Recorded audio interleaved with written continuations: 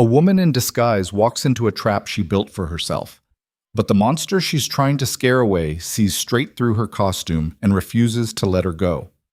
Tonight, Serafina Vale will discover that sometimes the most dangerous predator isn't the one who destroys you. It's the one who forces you to stop hiding. This is a story about power, obsession, and a marriage contract signed in blood.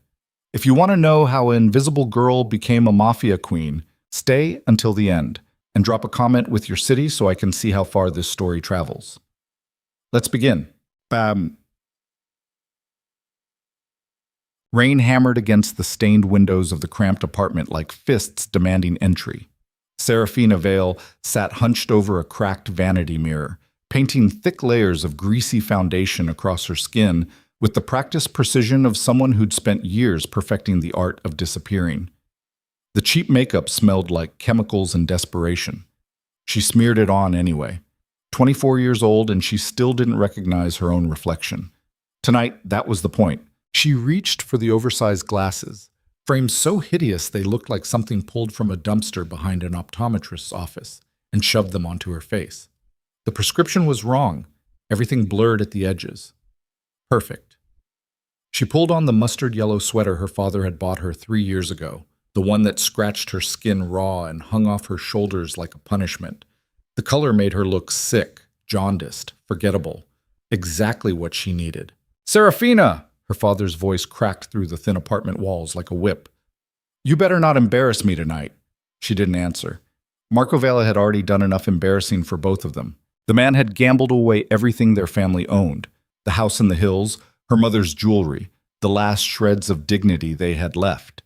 And when the debts piled so high the collectors started breaking bones, he'd signed a contract Serafina never asked for.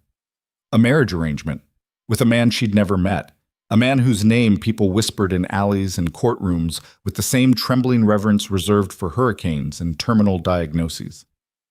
Lucien Drukov, Mafia King of Naples.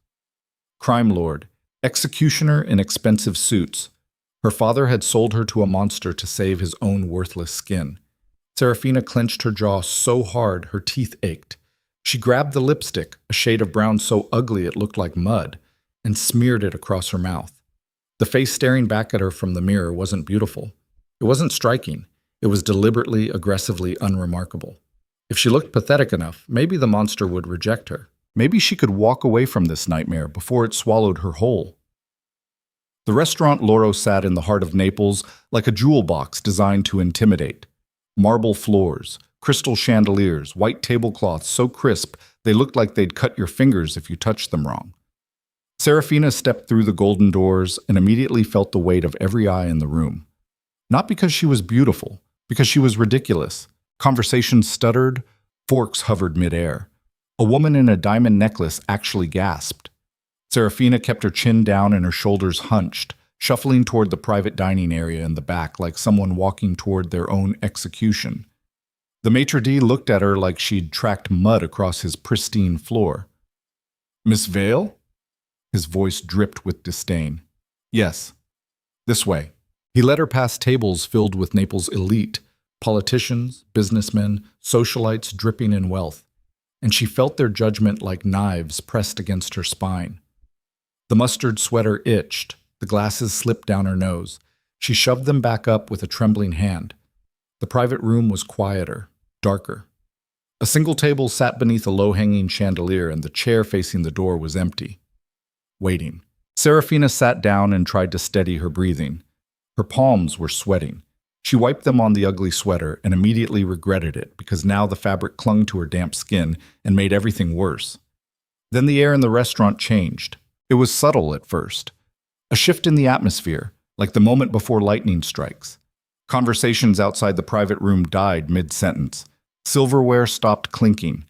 Even the soft jazz music seemed to lower its volume as if the world itself was holding its breath. Footsteps echoed in the hallway, slow, deliberate. The kind of footsteps that announced power before the man attached to them even entered the room. Serafina's heart slammed against her ribs. The door opened. Lucien Drukov stepped inside and the temperature dropped 10 degrees. He was tall, Over 6 feet of controlled violence wrapped in a black suit tailored so perfectly it looked like it had been sewn directly onto his body. Dark hair slicked back, sharp jaw, eyes the color of smoke and steel, cold enough to freeze blood in your veins. He moved like a predator, every step calculated, every muscle coiled with the promise of destruction. Serafina had expected a monster. She wasn't prepared for him to be beautiful. Lucien's gaze swept the room in a single clinical assessment, cataloging exits and threats with the efficiency of someone who'd survived 100 assassination attempts. Then his eyes landed on her and stopped. Serafina resisted the urge to shrink into her chair. She'd worked so hard to make herself repulsive. The makeup, the glasses, the hideous sweater, but Lucien didn't recoil. He didn't flinch. He didn't even blink. He stared at her like he was reading a book, written in a language only he understood. Then he smiled. It wasn't a kind smile. It was the smile of a man who'd just realized he was going to enjoy himself far more than he'd anticipated. "Serafina Vale," he said, his voice low and smooth as expensive whiskey. "You went to a lot of trouble tonight." She swallowed hard. "I don't know what you mean." "Don't you?" He crossed the room in 3 strides and sat down across from her, moving with the lethal grace of something apex. Up close, he was even more terrifying. Scars traced faint lines along his knuckles. His cologne smelled like cedar and gunpowder. When he leaned forward, the chandelier light caught the edge of a shoulder holster hidden beneath his jacket. Serafina forced herself to meet his eyes. "I'm here because my father made me come. I didn't ask for this." "Neither did I," Lucien said calmly. "But here we are." She clenched her fist beneath the table. "Then let's make this easy. You don't want me. I don't want you. We can both walk away and pretend this never happened." "Is that what you think?" His gaze traveled slowly across her face, the thick makeup, the crooked glasses, the deliberate ugliness she'd painted over herself like armor. "That I'm going to take one look at you and run?" "Yes." He reached across the table. Serafina flinched, but Lucien's hand moved with surprising gentleness. He adjusted her glasses, pushing them back up the bridge of her nose where they'd slipped again. His fingers brushed her skin, and she felt the heat of his touch like a brand. "You worked hard to hide yourself," he murmured, his voice dangerously soft. "Little rebel." Her breath caught. "I'm not hiding anything." "Liar!" The word cracked through the air like a gunshot. Lucien leaned back in his chair, studying her with the intensity of a jeweler examining a diamond pulled from mud. "The foundation is 2 shades too dark for your skin. The glasses are fake. No prescription distortion when I look through them. And that sweater," his mouth curved into something cruel and amused. "You're drowning in it on purpose." Serafina's pulse hammered in her throat. "Maybe I just have bad taste." "No." Lucien's smile widened. "You have excellent taste. That's why you're trying so hard to bury it." He snapped his fingers. A waiter appeared instantly, moving with the nervous energy of someone who knew exactly who he was serving. Lucien didn't even glance at the menu. "Espresso, double shot, 1 sugar, no milk."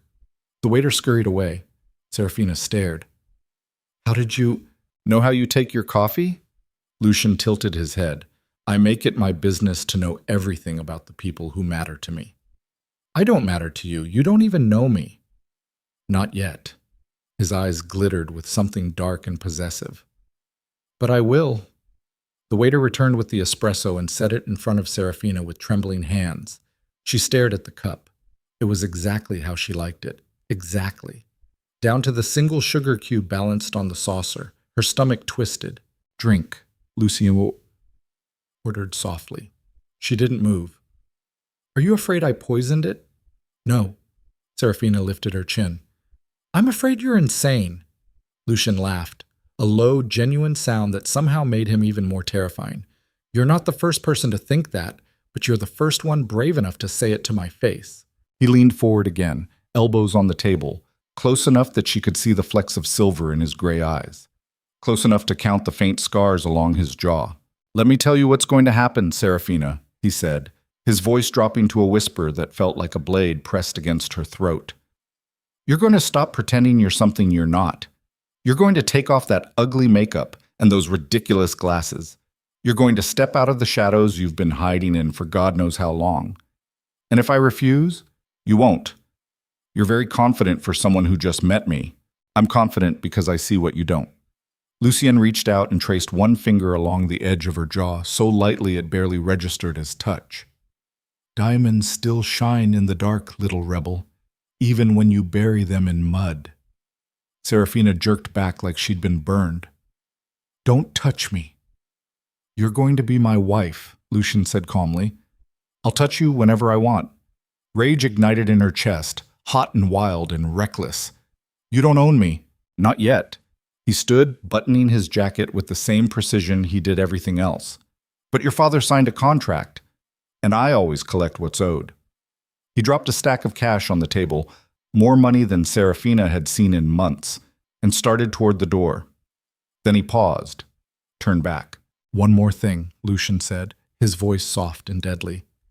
The next time I see you, Serafina, you will not be wearing that sweater. You will not be hiding behind cheap makeup. You will show me the real you. And if I don't? His smile was all teeth. Then I'll tear the disguise off myself. He left. The door closed behind him with a soft click, and Serafina sat alone in the private dining room, shaking with fury and something else she refused to name. The espresso sat untouched in front of her. She stared at it for a long time. Then she picked up the cup and threw it against the wall. It shattered. Brown liquid streaked down the expensive wallpaper. The sugar cube rolled across the floor and disappeared beneath the table. Serafina pressed her hands against her face and tried to breathe. The monster hadn't rejected her. He'd claimed her. And the worst part, the part that made her stomach churn with something halfway between terror and thrill, was that a small, traitorous voice in the back of her mind whispered that maybe, just maybe, she wanted to be claimed. She shoved the thought down deep and buried it beneath layers of rage and fear. But it didn't disappear. It never would. The next morning, Serafina woke to the sound of her father screaming. She bolted upright in bed, heart hammering, and scrambled toward the noise. Marco Vale stood in the middle of their cramped living room, staring at something on the kitchen table with the expression of a man watching his own execution. What happened? Serafina demanded. Her father didn't answer. He just pointed. A black box sat on the table, glossy, expensive, tied with a blood-red ribbon. Serafina's hand shook as she opened it. Inside was a dress. Not just any dress. A masterpiece of crimson silk that looked like it cost more than their entire apartment. The fabric shimmered in the weak morning light, and when Serafina lifted it from the box, it unfolded like liquid fire. A note was pinned to the bodice. Wear this tonight. I'm taking you somewhere you belong. L. Her father grabbed her arm hard enough to bruise. You will not embarrass me again. You will wear that dress. You will be perfect. Do you understand? Serafina yanked free. I'm not his doll. You're whatever he wants you to be. Marco's voice cracked with desperation. Do you have any idea what kind of man Lucian Drakov is? The things he's done? If you insult him, then maybe you shouldn't have sold me to him. The slap came so fast she didn't have time to dodge. Pain exploded across her cheek. She staggered back, hand pressed to her face, tasting blood where her teeth had cut the inside of her mouth. Her father was breathing hard, his face red with fury and fear. You will obey, or I will make you obey. Serafina stared at him, really stared. This man who'd spent her entire life crushing her dreams, stealing her freedom, using her as a shield against his own failures. She'd been invisible for so long, hiding behind ugly clothes and bad makeup and quiet obedience, because it was safer than fighting back. But something had shifted last night. Lucian had looked at her and seen something her father never had. Potential. Fine, Serafina said quietly. I'll wear the dress. Marco deflated with relief. Good. Good girl. He left the room, still muttering to himself. Serafina picked up the crimson dress and held it against her body. It fit perfectly. Of course it did. Lucienne had known her measurements without ever touching her, had known her coffee order without asking, had seen through her disguise like it was made of glass. The man was dangerous. But maybe, just maybe, he was also her way out. That night, a black car pulled up outside the apartment building. Not a sedan. A Rolls-Royce with tinted windows and chrome that gleamed like a knife's edge. The driver stepped out, a mountain of a man in a dark suit. and opened the rear door without a word. Serafina stepped out of the building in the crimson dress, and the world seemed to pause. The cheap makeup was gone. The ugly glasses were gone. The mustard sweater was stuffed in the bottom of a trash bin 3 blocks away. For the first time in years, she looked like herself. Beautiful. Terrifying. Dangerous in her own right. The driver's eyes widened for just a fraction of a second before his professional mask slammed back into place. He gestured toward the open door. "Mr. Drukov is waiting." Serafina climbed into the car. The interior smelled like leather and expensive cologne. Lucien sat on the opposite seat, dressed in another immaculate black suit, watching her with the same unsettling intensity he'd had the night before. But this time, when his gaze traveled over her, something flickered in those cold gray eyes. Hunger. "Better," he said simply. Serafina crossed her arms. "Where are we going?" "Somewhere you'll appreciate." Lucien leaned back, utterly relaxed, like a king lounging on his throne. "I want to show you what your life could look like if you stopped fighting me." "I'm not fighting you. I just don't want to marry you." "Liar." That word again, sharp and precise. "You're terrified of what happens if you let yourself want this." "There's nothing to want." Lucien's smile was slow and predatory. "We'll see." The car glided through the streets of Naples, past the old city and the tourist traps, climbing higher into the hills where the real money lived. Serafina watched the world outside blur into streaks of light and shadow. They stopped in front of a building that made her breath catch. A skyscraper. All black glass and steel, towering over the city like a monument to power. The Drukov Empire's headquarters. She'd heard rumors about this place, whispered stories about what happened in the upper floors, the deals made and broken, the lives ended with a signature on a contract. "Come," Lucien said, stepping out of the car. Serafina followed because she didn't have a choice. The lobby was marble and chrome. Security guards in tactical gear flanked every entrance. Cameras tracked their movement with mechanical precision. Lucien moved through it all like he owned the air itself, and everyone they passed either bowed their heads or stepped aside. This was his kingdom. They took a private elevator to the top floor. The doors opened onto a space that defied description. Floor-to-ceiling windows overlooked all of Naples, the bay, the old city, Vesuvius looming in the distance. The office was minimalist, a massive desk, leather chairs, art on the walls that probably cost more than most people made in a lifetime. But it was the people waiting inside that made Serafina's blood run cold. 6 men stood in a semicircle, all of them dressed in expensive suits, all of them radiating the kind of casual violence that came from decades of survival in a world where weakness got you killed. Lucien's capos, his inner circle. "Gentlemen," Lucien said smoothly, "this is Serafina Vale, my fiancée." The word fiancé hit the room like a grenade. One of the men, older, with gray hair and a scar bisecting his left eyebrow, laughed outright. "This is the girl? The one you're marrying?" "Yes, Vittorio." Lucien's voice didn't change, but the temperature in the room dropped. "Is there a problem?" "Vittorio Russo." Serafina recognized the name from whispered conversations. Old guard, loyal to Lucien's father, suspicious of anyone new. Vittorio gestured at Serafina like she was a piece of furniture. "She's a decoration. What's she going to do, sit there and look pretty while we discuss business?" The other men chuckled. Serafina's hands clenched into fists. Lucien pulled out a chair at the head of the conference table. "Sit." She sat. Vittorio sneered.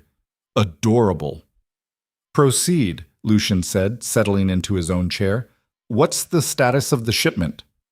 One of the younger capos, slick hair, nervous energy, cleared his throat.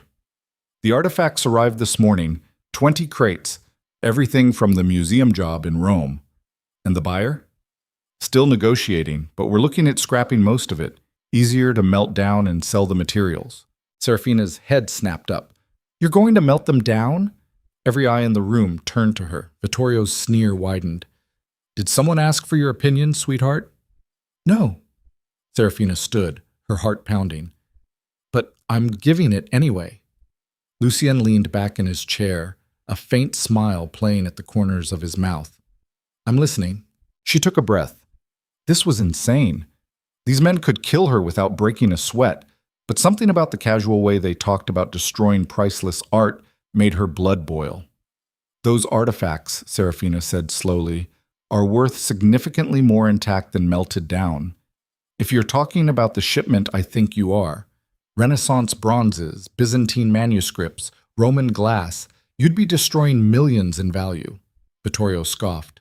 And how would you know? Because I studied art history at the university before my father pulled me out to pay his debts. Serafina's voice was steel now. I know exactly what you have in those crates, and if you melt them down, you're idiots. Silence. Absolute suffocating silence. Vittorio's face turned purple. You little... Vittorio. Lucien's voice cut through the room like a knife. Let her finish. Serafina met his eyes, gray and unreadable, watching her like she was the most interesting thing he'd seen in years. She turned to the slick-haired capo. Where are the crates now? Warehouse district? Why? Take me there. I'll inventory everything and tell you exactly what you have. Then you can decide whether to keep your current buyer or find someone who'll pay what it's actually worth. Vittorio slammed his hand on the table. This is ridiculous. She's right. Lucien stood, buttoning his jacket. Gentlemen, we're going to the warehouse. Now. The capos exchanged glances. None of them dared argue. The warehouse smelled like rust and old wood. Crates were stacked floor to ceiling, each one marked with coded labels. Serafina walked between them with growing excitement, her fear temporarily forgotten in the face of something she actually understood. She pried open the first crate and pulled out a bronze statue. A Roman soldier, perfectly preserved, the patina rich and untouched. 4th century, she breathed. Museum quality. Worth at least $200,000 on the black market. Maybe more to the right collector. She moved to the next crate. Byzantine manuscripts. The next, glass vessels so delicate they looked like they'd shatter if you breathed on them. With each piece, she cataloged the value, the historical significance, the potential buyers. The capos watched in stunned silence as this girl in a crimson dress dismantled their entire plan with nothing but knowledge and confidence. When she finished, the total value of the shipment had tripled. Vittorio looked like he wanted to strangle her. Lucien looked like he wanted to devour her. Gentlemen, Lucien said quietly, I believe we owe Serafina an apology. No one spoke. Lucien crossed the warehouse floor in 3 strides and took Serafina's hand, lifted it to his lips, kissed her knuckles in front of every single one of his capos. My equal, he said, his voice ringing with authority. Treat her as such, or answer to me. The message was clear. Serafina wasn't decoration, she was power. Back in the Rolls-Royce, Serafina's hands wouldn't stop shaking. The adrenaline was crashing now, leaving her hollow and dizzy. She'd just walked into a room full of killers and told them they were wrong, and lived. Lucien watched her from across the seat. You're full of surprises. I didn't mean to Yes, you did. He leaned forward. You walked into that room ready to prove yourself. And you did. Your men hate me now. Some of them. Lucien's smile was sharp. The ones who matter are impressed. Vittorio's opinion is irrelevant. He looked like he wanted to kill me. He wants to kill everyone. It's his default state. Lucien reached out and tucked a strand of hair behind her ear, the gesture so casual and intimate it made her breath catch. But he won't touch you. No one will, because you belong to me now. Serafina pulled back. I don't belong to anyone. Keep telling yourself that, little rebel. Lucien's eyes gleamed. Eventually, you'll realize the truth. What truth? That you don't want to escape this. He leaned in close enough that she could feel his breath against her skin. You want to conquer it. The car pulled up outside her apartment building. Serafina scrambled for the door, desperate for distance, for air, for anything that wasn't the suffocating intensity of Lucien Drakov's presence. But before she could leave, he caught her wrist. Tomorrow night, he said, I'm taking you shopping. You need everything. His grip tightened, not painful, but inescapable. And I'm going to give it to you whether you want it or not. He released her. Serafina fled. She made it to her apartment, locked the door, and collapsed against it, breathing hard. The crimson dress clung to her skin. Her reflection in the hallway mirror showed a stranger. Beautiful, powerful, dangerous. Someone her father wouldn't recognize, someone she barely recognized. Somewhere in the distance, thunder rumbled, and Serafina realized with creeping certainty that the storm wasn't outside. It was just beginning. The shopping trip wasn't a request. At 9 the next morning, the black Rolls-Royce appeared outside Serafina's building like clockwork, idling at the curb with the engine purring. She watched it from her bedroom window, coffee cup trembling in her hands, debating whether she could just refuse to go downstairs. Then her father burst into the room. "He's here!" Marco's eyes were wild, desperate. "Get dressed, now!" "I'm not going." The coffee cup shattered against the wall before she even registered her father moving. Brown liquid dripped down the faded wallpaper. Marco grabbed her shoulders hard enough to leave fingerprints. "You will get in that car," he hissed, his breath reeking of stale cigarettes and last night's whiskey. "You will smile. You will be grateful. Because if you ruin this for me, I swear I'll—" "You'll what?" Serafina wrenched free. "Sell me twice?" His hand rose. She didn't flinch. For the first time in her life, she stared him down, and something in her father's face crumbled. He lowered his arm slowly, breathing hard. "Just go," he whispered. "Please." Serafina grabbed her jacket and walked out. The driver opened the rear door without comment. She slid inside, expecting to find Lucien waiting, but the back seat was empty except for a single white box tied with black ribbon. She opened it. Inside was a leather jacket. Not just any leather, soft as butter, black as midnight, perfectly tailored. A note was pinned to the collar in sharp, angular handwriting. "Wear this. The dress was for them. This is for you." Serafina ran her fingers over the leather. It was beautiful, expensive, the kind of thing she'd never owned in her life. She shrugged it on, and it fit like it had been made specifically for her body, which it probably had. The car pulled away from the curb. 20 minutes later, they stopped in front of a boutique in the fashion district, the kind of place with mannequins in the windows wearing outfits that cost more than most people's rent. Serafina stared through the tinted glass at the gleaming storefront. "This is a mistake," she muttered. The driver didn't respond. He just opened her door. Lucien was waiting inside, leaning against a display table like he owned the building, which he probably did. He straightened when she entered, and his eyes traveled over the leather jacket with obvious satisfaction. "Better," he said. "You keep saying that." "Because you keep improving." He gestured toward the rows of clothing. "Pick whatever you want." Serafina crossed her arms. "I don't need anything. You're wearing the same 3 outfits on rotation. You absolutely need something." Lucien stepped closer, his voice dropping. "Stop fighting me on this." "Why do you care what I wear?" "Because you're mine." The words were soft, possessive, final. "And I take care of what's mine." A saleswoman appeared with a champagne flute and a smile so bright it looked painful. "Mr. Drakov, everything is ready. Should I—" "Let her browse," Lucien said without looking away from Serafina. "Alone." The woman vanished.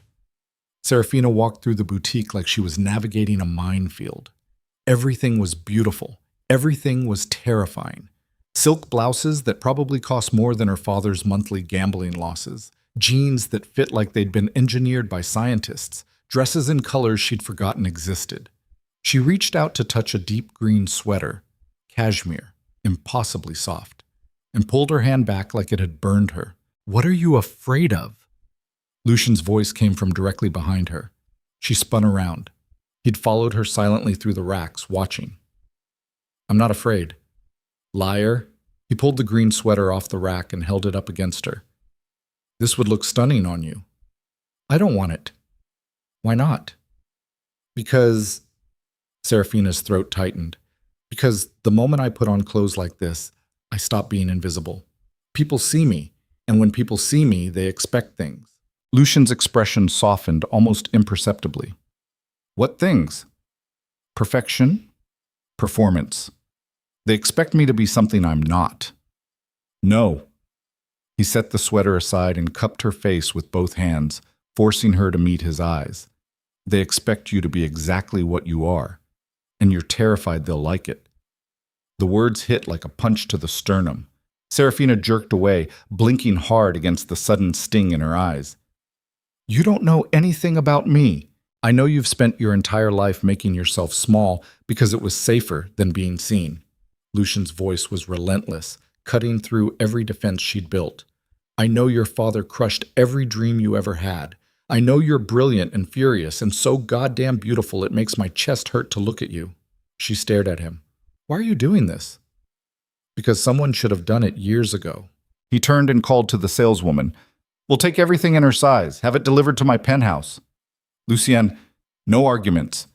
He looked back at her, and for the first time she saw something raw in his expression. Vulnerability hidden beneath layers of control. Let me give you this, Serafina. Please. The word please from Lucian Drakov's mouth was so unexpected, so jarringly human, that she couldn't find words to respond. She just nodded. They left the boutique with Serafina still wearing the leather jacket, and she felt different, dangerous, like someone who mattered. The feeling lasted exactly 45 minutes. That's when Lucian's phone rang. He answered without hesitation. Talk.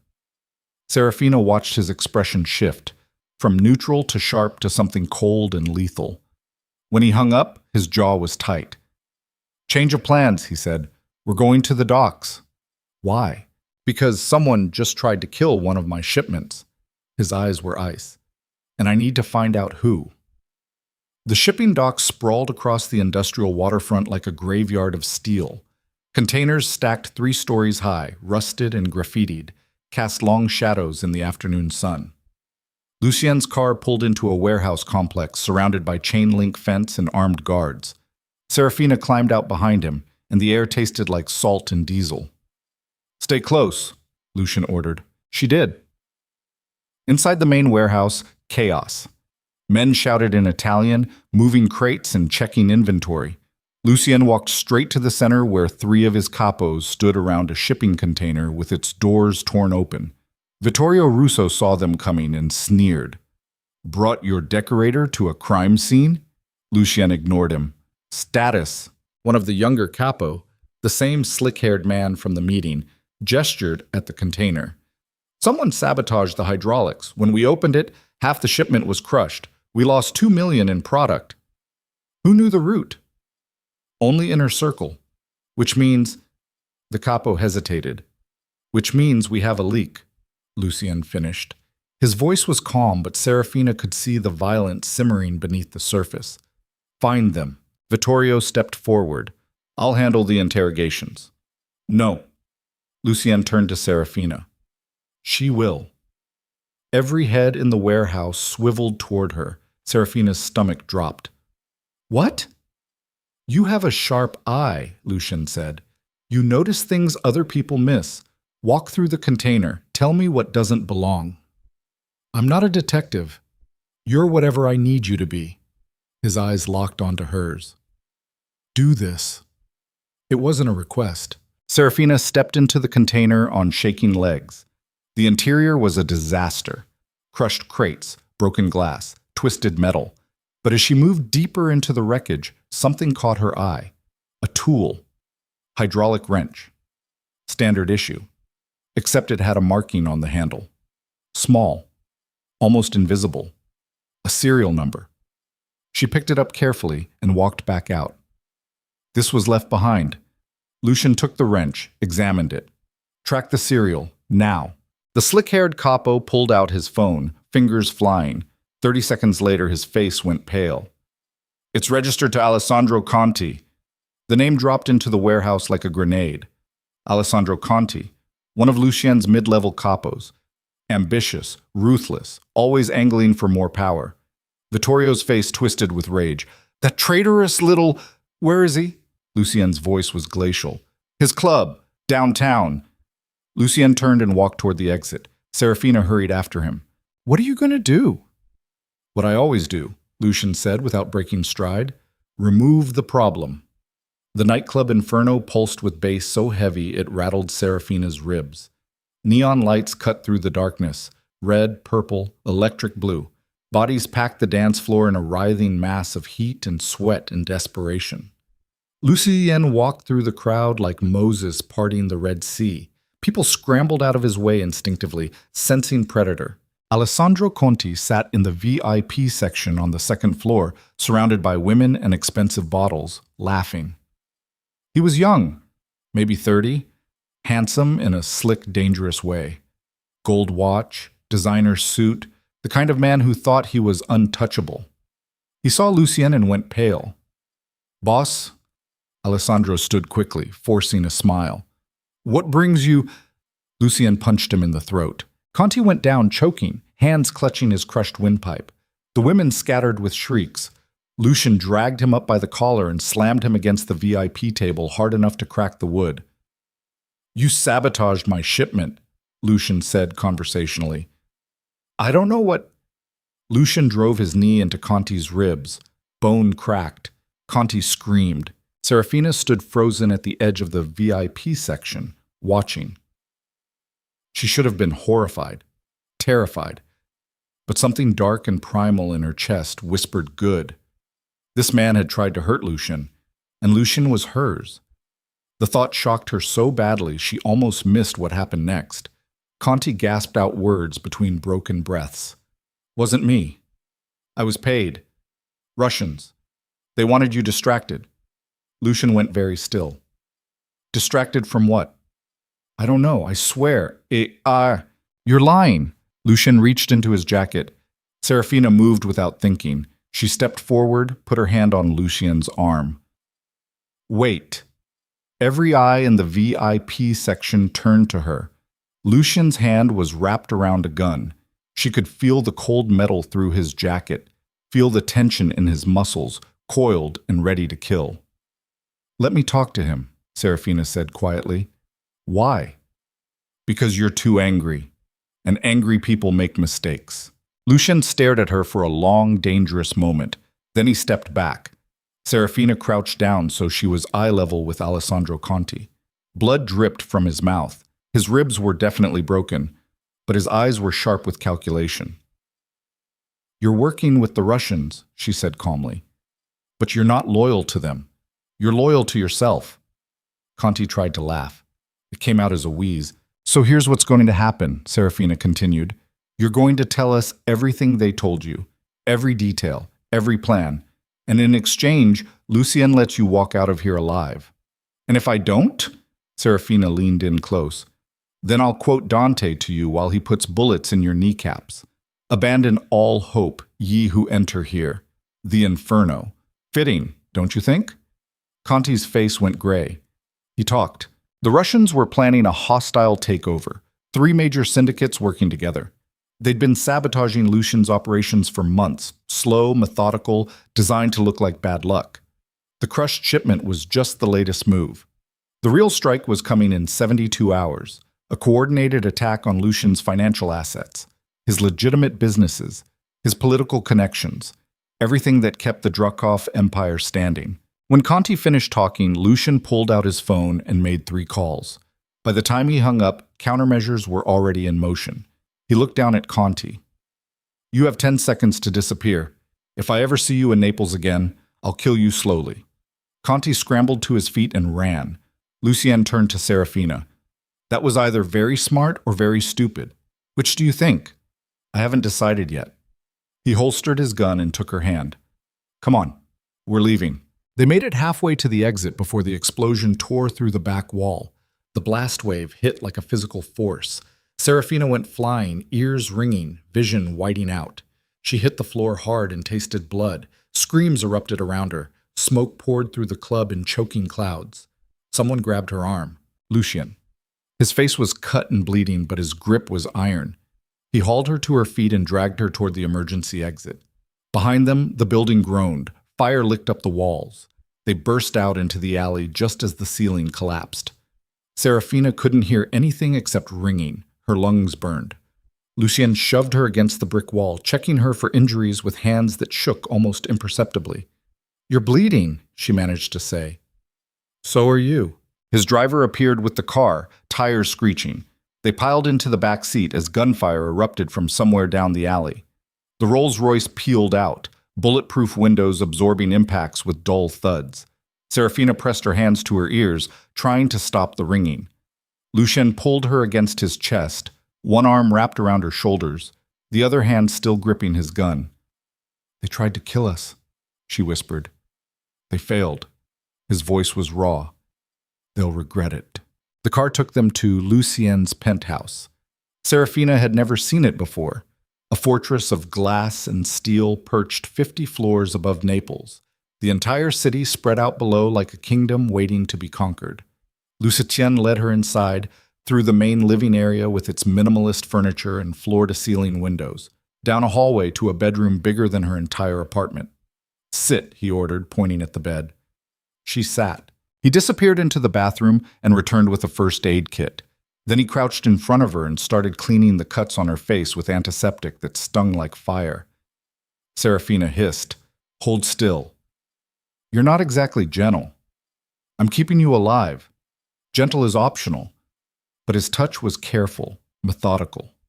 When he finished with her face, he moved to her hands, picking glass fragments out of her palms with tweezers. Serafina watched him work. This close, she could see the scars on his knuckles, the faint white line along his jaw, the way his hands never quite stopped shaking. "You're scared," she said. Lucien's eyes snapped to hers. "I'm never scared." "Liar." The corner of his mouth twitched, almost a smile. "You could have died tonight." "So could you." "I'm used to it." He set down the tweezers and cupped her face, thumb tracing the cut above her eyebrow. "You're not." "Maybe I need to get used to it," Serafina said, "if I'm going to survive in your world." "You're not staying in my world." She blinked. "What?" Lucien stood abruptly, pacing to the window. His silhouette was backlit by the city lights, all sharp angles and coiled tension. "This was a mistake. I thought I could protect you. I thought—" He broke off, jaw clenched. "I was wrong." "Lucien, tomorrow I'm putting you on a plane, out of Italy, somewhere safe. I'll pay off your father's debts and dissolve the contract. You'll be free." Serafina stood, legs shaking. "I don't want to leave." "You don't have a choice." "Yes, I do." She crossed the room until she was standing directly in front of him. "You don't get to make this decision for me." "I'm trying to save your life." "I didn't ask you to." The words ripped out of her, raw and furious. "I didn't ask for any of this. But you forced your way in. You made me stop hiding. You made me feel like I mattered." Her voice cracked. "You don't get to just throw me away now because it's inconvenient." Lucien stared at her, breathing hard. "You have no idea what you're asking for." "Then show me." The air between them crackled with electricity. Dangerous, inevitable. Lucien's control shattered. He kissed her. It wasn't gentle. It was desperate and violent and raw, all the fear and fury of the night channeled into something combustible. Serafina kissed him back just as fiercely, hands fisting in his shirt, every carefully constructed wall between them crumbling to dust. When they finally broke apart, both breathing ragged, Lucien pressed his forehead to hers. "This is a mistake," he whispered. "Probably." Serafina's hands were still tangled in his shirt. "But I'm not leaving." "You're insane." "You made me this way." He laughed, broken, helpless. "Yeah, I did." The penthouse phone rang. Lucien answered, his expression shifting from vulnerable to lethal in seconds. He listened. Hung up. "What?" Serafina asked. "Vittorio just called an emergency meeting, all capos. Now." His eyes were flat, cold. "Someone leaked the location of my offshore accounts to the feds." "Conti, already gone. This is someone else. Someone closer." Lucien pulled away from her, buttoning his jacket with mechanical precision. "Stay here. Lock the door. Don't open it for anyone but me." "Let me come with you." "Absolutely not." "Lucien," he grabbed her shoulders. "Listen to me. Whoever's behind this wants me distracted, vulnerable. If you're with me, you become leverage. Do you understand?" Serafina wanted to argue, but the look in his eyes stopped her. "Okay," she whispered. He kissed her once more, quick, fierce, and then he was gone. The penthouse door locked behind him with a heavy click. Serafina stood alone in the enormous living room, surrounded by glass walls and the glittering city below. Her reflection stared back at her from every surface. The leather jacket, the cuts on her face, the wild look in her eyes. She looked dangerous. She looked like someone who belonged in Lucian's world. The thought should have terrified her. Instead, it made her smile. Then the lights went out. All of them. The entire penthouse plunged into darkness. Even the city below flickered and died. A rolling blackout spreading across Naples like a wave. Serafina's heart hammered. She grabbed her phone, but there was no signal. Nothing. Footsteps echoed in the hallway outside. Slow, deliberate. Not Lucian. The penthouse door exploded inward with a deafening crash. 3 men in tactical gear poured through, weapons raised. Serafina scrambled backward, looking for an exit, a weapon, anything. One of the men leveled a gun at her chest. "Serafina Vale," he said in accented English. Russian. "You're coming with us." "Like hell I am." She grabbed a heavy crystal vase from the side table and hurled it at his head. It connected with a satisfying crunch. The man went down screaming. The other 2 charged. Serafina ran. She made it to Lucian's study and slammed the door, throwing the lock. Her hands shook as she searched frantically for anything she could use. The desk drawers were locked. The walls were bare except a safe, hidden behind a painting. She yanked the painting aside. The safe had a biometric scanner, fingerprint and retinal, completely useless to her. Unless... Serafina remembered Lucian's words from the warehouse. "You notice things other people miss." She looked closer at the safe. There was a scratch near the bottom corner, fresh, and beneath it, something that looked like a backup keypad. 6 digits. She tried Lucian's birthday. Nothing. His father's death date. Nothing. The door behind her started splintering under repeated impacts. Serafina closed her eyes, thinking. What would Lucian use? What mattered to him? She tried the date they first met. The safe clicked open. Inside was a gun. Serafina had never held a weapon in her life. But her hands moved on instinct, checking the magazine the way she'd seen in movies, flipping off the safety. The door burst open. She fired. The recoil nearly knocked her over, but the shot went wide, slamming into the wall. The Russians dove for cover. Serafina fired again and again. Wild, panicked shots that gave her just enough time to run. She made it to the bedroom and locked herself in the bathroom. It was marble and chrome, sterile and cold. No windows. One door. A trap. Serafina pressed her back against the wall, gun clutched in trembling hands, and tried not to scream. The bathroom door exploded. A man stepped through, weapon raised. Serafina pulled the trigger. Click. Empty. The Russian smiled. Then the window behind him shattered.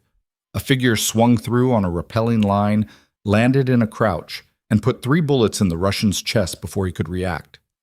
Lucien. He looked like death incarnate, covered in blood that wasn't his, eyes wild, breathing hard. "Are you hurt?" he demanded. Serafina shook her head, mute. Lucian crossed the bathroom in 2 strides and pulled her into his arms, crushing her against his chest. She could feel his heart hammering, smell the gunpowder and smoke clinging to his clothes. "I've got you," he whispered into her hair. "I've got you." Outside, sirens wailed. Police, ambulances. The cavalry arriving too late. Lucian pulled back just enough to look at her face. "You fired a gun."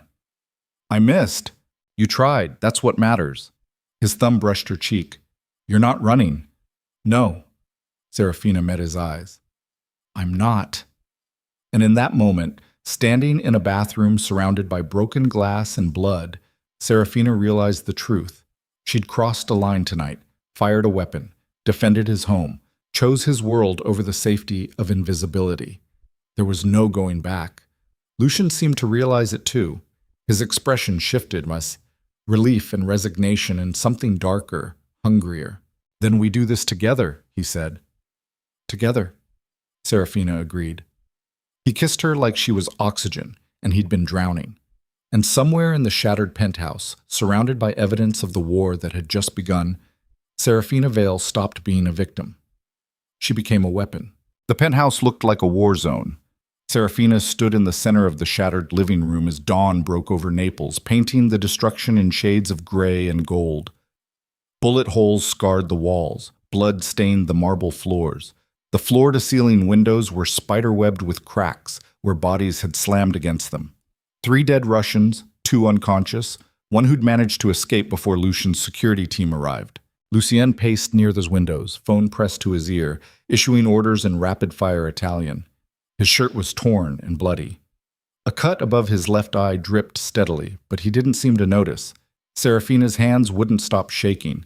She'd wrapped them around a mug of coffee someone had given her, but the liquid had gone cold an hour ago. She couldn't remember drinking any of it. Vittorio Russo arrived with 4 other capos, tracking mud and tension into the penthouse. His eyes swept the carnage with professional detachment before landing on Serafina. "The girl's still here," he said flatly. Lucien ended his call. "She stays." "She's a liability. Look at this mess." "She killed one of them." Lucian's voice was ice. "With a gun she'd never fired before. While you were busy covering your own ass across town." Vittorio's face darkened. "You think I had something to do with this?" "I think someone told the Russians exactly when I'd be at that emergency meeting you called." Lucian crossed the room until he was inches from Vittorio's face. "I think someone gave them access codes to my penthouse. And I think if I find out it was you, I'll feed you to the bay piece by piece." The other capos shifted nervously. No one spoke. Vittorio didn't flinch. "I've been loyal to this family for 30 years. 30 years is a long time to grow resentful." Lucian's hand moved to the gun at his hip. "Especially when you think the boss is getting soft because of a woman." "Are you?" Vittorio shot back. "Getting soft?" The question hung in the air like a blade. Serafina set down her coffee mug with a sharp click. "If he was soft, you'd already be dead." Every eye turned to her. She stood, ignoring the way her legs trembled. "Lucien gave you a chance to explain yourself. That's more mercy than most people in this room would show. So either prove your loyalty or admit you're the traitor, but stop wasting our time with posturing." Vittorio stared at her like she'd grown a second head. Then he laughed. A harsh, bitter sound. "You've got teeth," he said. "I'll give you that." "Answer the question," Lucien ordered. Vittorio pulled out his phone and tossed it on the coffee table. "Check my calls, my messages, my location history, everything. I was at the docks when the attack happened, coordinating shipment routes with our contacts in Marseille. 12 witnesses. You want their names?" Lucien picked up the phone, scrolled through it with clinical precision. His expression didn't change, but Serafina saw the tension in his shoulders ease fractionally. "He's clean," Lucien said finally. "Told you." Vittorio snatched his phone back. "The leak's coming from somewhere else." One of the younger capos, the slick-haired man Serafina recognized from the warehouse, cleared his throat. "Boss, we swept the penthouse. Found tracking devices in 3 rooms, military grade. Someone's been watching you for weeks." Lucien's jaw clenched. "Where?" "Bedroom, office, and—" The capo hesitated. "The studio." Serafina's breath caught. The studio. The private art space Lucien had built for her. The one place in this entire fortress that was supposed to be sacred. Someone had violated it. "Show me," Lucien said quietly. They followed the capo down the hallway to a door Serafina hadn't noticed before. Lucien pressed his palm to a biometric scanner and the lock clicked open. The studio took her breath away. Natural light poured through skylights. The walls were lined with sculpting tools, rare art books, canvases in every size. A workbench sat in the center, covered with clay and wire and everything she'd ever needed to create. It was perfect. It was poisoned. The tracking device was hidden inside a vintage art book. The Birth of Venus. Lucien pulled it out carefully, examining the tiny camera embedded in the spine. "How long has this been here?" Serafina whispered. "Since I had the studio built." Lucien's voice was hollow. 2 weeks before I met you." The implications hit like a freight train. Someone knew about Serafina before their first meeting. Someone had planned this entire thing, the marriage contract, the courtship, the threats, all of it orchestrated. "Who knew you were building this room?" Vittorio demanded. "Only my private contractor." Lucien crushed the device in his fist. "Marco Bellini. He's designed every safe house I own." "Where is he now?" "Dead." Lucien dropped the pieces on the floor. "Car accident 3 days ago. Brake failure." The room went silent. Serafina's mind raced. A contractor who knew all of Lucien's properties, who'd been killed right before the Russians attacked, who could have leaked everything to... It's not just the Russians, she said slowly. Everyone looked at her. Think about it. Serafina's voice gained strength. The sabotaged shipment, the offshore accounts leaked to the feds, the attack on the penthouse. These aren't isolated incidents. They're coordinated, professional. Someone's been dismantling your empire piece by piece, and they're using the Russians as a smokescreen. Lucian's eyes narrowed. Who? Someone close enough to know your routines, your properties, your vulnerabilities. Serafina met his gaze. Someone inside your inner circle. Vittorio swore viciously. If there's a snake in this organization, there is. Lucian's voice was deadly calm. And we're going to find them. He turned to the slick-haired capo. Pull every communication from the last 6 months. Phone records, emails, bank transfers. Anyone in the inner circle who's had contact with Russian syndicates or offshore accounts. I want names by tonight. The capo nodded and fled. Lucien looked at Vittorio. Double security on all properties. No one moves without a detail. No one meets anyone outside the organization without my approval. Done. And Vittorio? Lucien's expression was granite. If I find out you're lying to me, I'll make sure your death takes days. Vittorio didn't even blink. Understood, boss. He left with the remaining capos. Serafina and Lucian stood alone in the ruined studio, surrounded by beauty that had been turned into a trap. I'm sorry, Lucian said quietly. For what? For bringing you into this. For thinking I could give you something pure when everything I touch turns to blood. He wouldn't look at her. You should leave, while you still can. Serafina walked to the workbench and picked up a lump of clay. It was cool and dense in her hands. She'd forgotten what it felt like to create, to make something from nothing. When I was 12, she said, not looking at him, my mother took me to a museum in Rome. We spent the entire day walking through galleries. She let me sketch everything, told me I could be anything I wanted. She squeezed the clay until it oozed between her fingers. She died 6 months later, cancer, and my father burned every sketchbook I owned because he said art was a waste of time. Serafina's voice was flat, emotionless. I stopped creating, stopped dreaming, made myself invisible because it was easier than wanting things I'd never have. She finally looked at Lucien.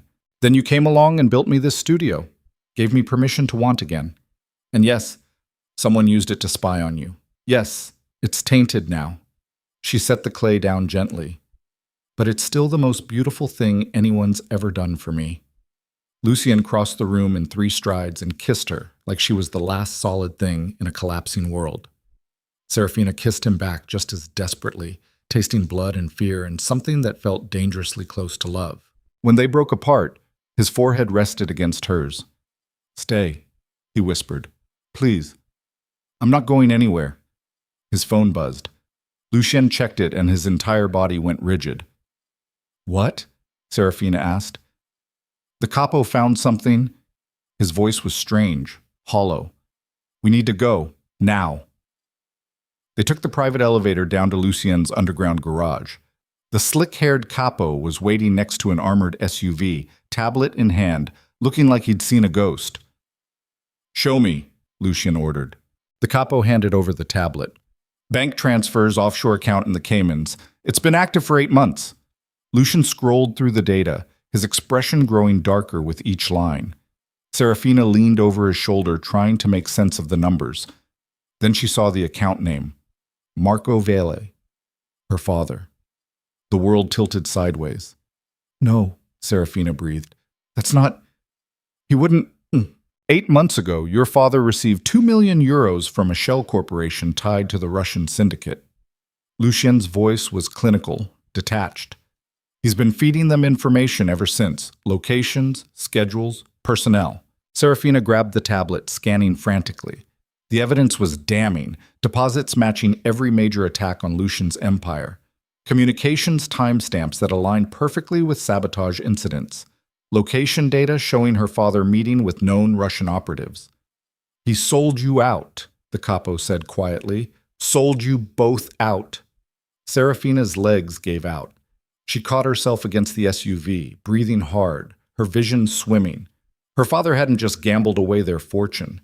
He'd sold his own daughter to a mafia boss as part of a conspiracy to destroy him. The marriage contract wasn't desperation. It was strategy. Put Serafina close to Lucian, make her a distraction, use her to weaken the king before the Russians moved in for the kill. She'd been a weapon aimed at Lucian's heart from the very beginning, and she'd never known. Where is he? Lucian's voice cut through her spiraling thoughts. The old apartment, the capo said. We have eyes on the building. Good. Lucian turned to Serafina. His face was a mask, cold, emotionless, the crime lord instead of the man who'd kissed her in the studio. You stay here. Like hell I do. Serafina, he's my father. Her voice cracked on the word. I need to hear him say it. I need to know why. Lucian studied her for a long moment. Then he nodded once. They drove through Naples in silence. Serafina stared out the window, watching the city blur past, and tried to remember a single time her father had looked at her with anything other than disappointment or greed. She came up empty. The apartment building looked exactly the same as it had 2 days ago. Peeling paint, broken mailboxes, graffiti on the walls. Serafina climbed out of the SUV and walked toward the entrance like she was moving through water. Lucien's security team swept the building first. Then they gave the all clear. Marco Val sat at the kitchen table in the cramped apartment, a half-empty bottle of whiskey in front of him. He looked up when Serafina and Lucien entered, and for just a second, fear flickered across his face. Then it was gone, replaced by a sneer. Took you long enough, Marco said. Serafina couldn't speak, couldn't move, couldn't process what she was seeing. Lucien pulled out a chair and sat down across from Marco with terrifying calm. You've been working with the Russians. Took you long enough to figure that out, too. Marco poured himself another glass. I thought the great Lucien Drukov was supposed to be untouchable. Turns out you're just another man who thinks with his dick. Serafina flinched. Lucien didn't react. Why? Why? Marco laughed bitterly. Because I was drowning in debt. Because your father destroyed my business 20 years ago and left me with nothing. Because when the Russians offered me a way out, I took it. You sold your daughter. I gave her a purpose. Marco's eyes were cold. She was useless anyway. Hiding in her room, painting worthless pictures, dreaming about a life she'd never have. At least this way she could be valuable. The words hit Serafina like physical blows. Lucien's hand moved to his gun. You used her as bait. I used her as a distraction, and it worked perfectly. Marco drained his glass. You fell for her, got sloppy, started making mistakes. The Russians were supposed to move in 2 weeks ago, but you were too busy playing house to notice. What changed? Lucien's voice was dangerously soft. She did. Marco's gaze slid to Serafina with contempt. She was supposed to stay weak, scared, but you turned her into something else. And when she started actually helping you instead of distracting you, the Russians got impatient. Serafina found her voice. It came out small and broken. Did you ever love me? Marco looked at her like she was an insect. You were insurance. Your mother wanted you. I tolerated you. When she died, you became a burden I couldn't afford. Something inside Serafina shattered. All those years of making herself invisible, of trying to be good enough, quiet enough, small enough to earn her father's approval. And he'd never cared, never once. She'd been nothing to him except a tool. Lucien stood slowly. You have 10 seconds to tell me where the Russians are planning their next move. Marco laughed. Or what? You'll kill me? I'm already dead. The moment I took their money, I signed my death warrant. They don't leave loose ends. Neither do I. Lucien pulled his gun. Wait. Serafina stepped forward, surprised by the steadiness of her own voice. Let me. Both men stared at her. She held out her hand to Lucien. Give me the gun. Serafina, he used me, sold me, treated me like garbage my entire life. Her eyes were dry, cold. I want to be the one who ends it. Lucien hesitated for only a second, then he placed the gun in her hand. The weight was familiar now. She'd held it in the bathroom while Russians tried to kill her. She knew how it felt to pull the trigger. Serafina raised the weapon and pointed it at her father's chest. Marco's sneer faltered. You don't have the guts. Maybe not. Serafina's finger tightened on the trigger. But I guess we'll find out. The moment stretched, taut, terrible. Then Serafina lowered the gun. "I'm not like you," she said quietly. "I won't become a killer just to prove a point." She handed the weapon back to Lucian. Marco's relief lasted exactly 3 seconds. That's when the window exploded. Glass shattered inward. A canister rolled across the floor, hissing. Smoke poured out in thick clouds, acrid and choking. Serafina couldn't see, couldn't breathe. Gunfire erupted from outside. Lucian grabbed her and dragged her to the floor. Through the smoke, she could hear shouting in Russian. Boots on the stairs. More windows breaking. "They're here," Marco wheezed, crawling toward the door. "The Russians! They knew you'd come." Lucian pulled Serafina toward the back bedroom. "Move!" They made it 3 steps before the apartment door burst open. 4 men in tactical gear poured through, weapons raised. Lucien fired twice, dropping 2 of them. Serafina scrambled for cover behind the couch as bullets chewed through the furniture. Marco made it to the hallway and ran. "Coward!" Serafina screamed after him. One of the Russians tackled Lucien from behind. They went down hard, grappling. Lucien drove his elbow into the man's throat and grabbed his weapon, but the second Russian was already aiming. Serafina didn't think. She launched herself at the Russian, slamming into him with all her weight. They crashed into the wall. His gun went off, the shot wild, punching a hole in the ceiling. Serafina clawed at his face, desperate and feral. He backhanded her hard enough to split her lip. She tasted blood, vision blurring. The Russian raised his gun again. Lucian put 3 bullets in his back. The man dropped. Lucian hauled Serafina to her feet. "Can you run?" She nodded, dizzy. They bolted for the fire escape. Behind them, more boots thundered up the stairs. Voices shouting coordinates. The Russians weren't just attacking.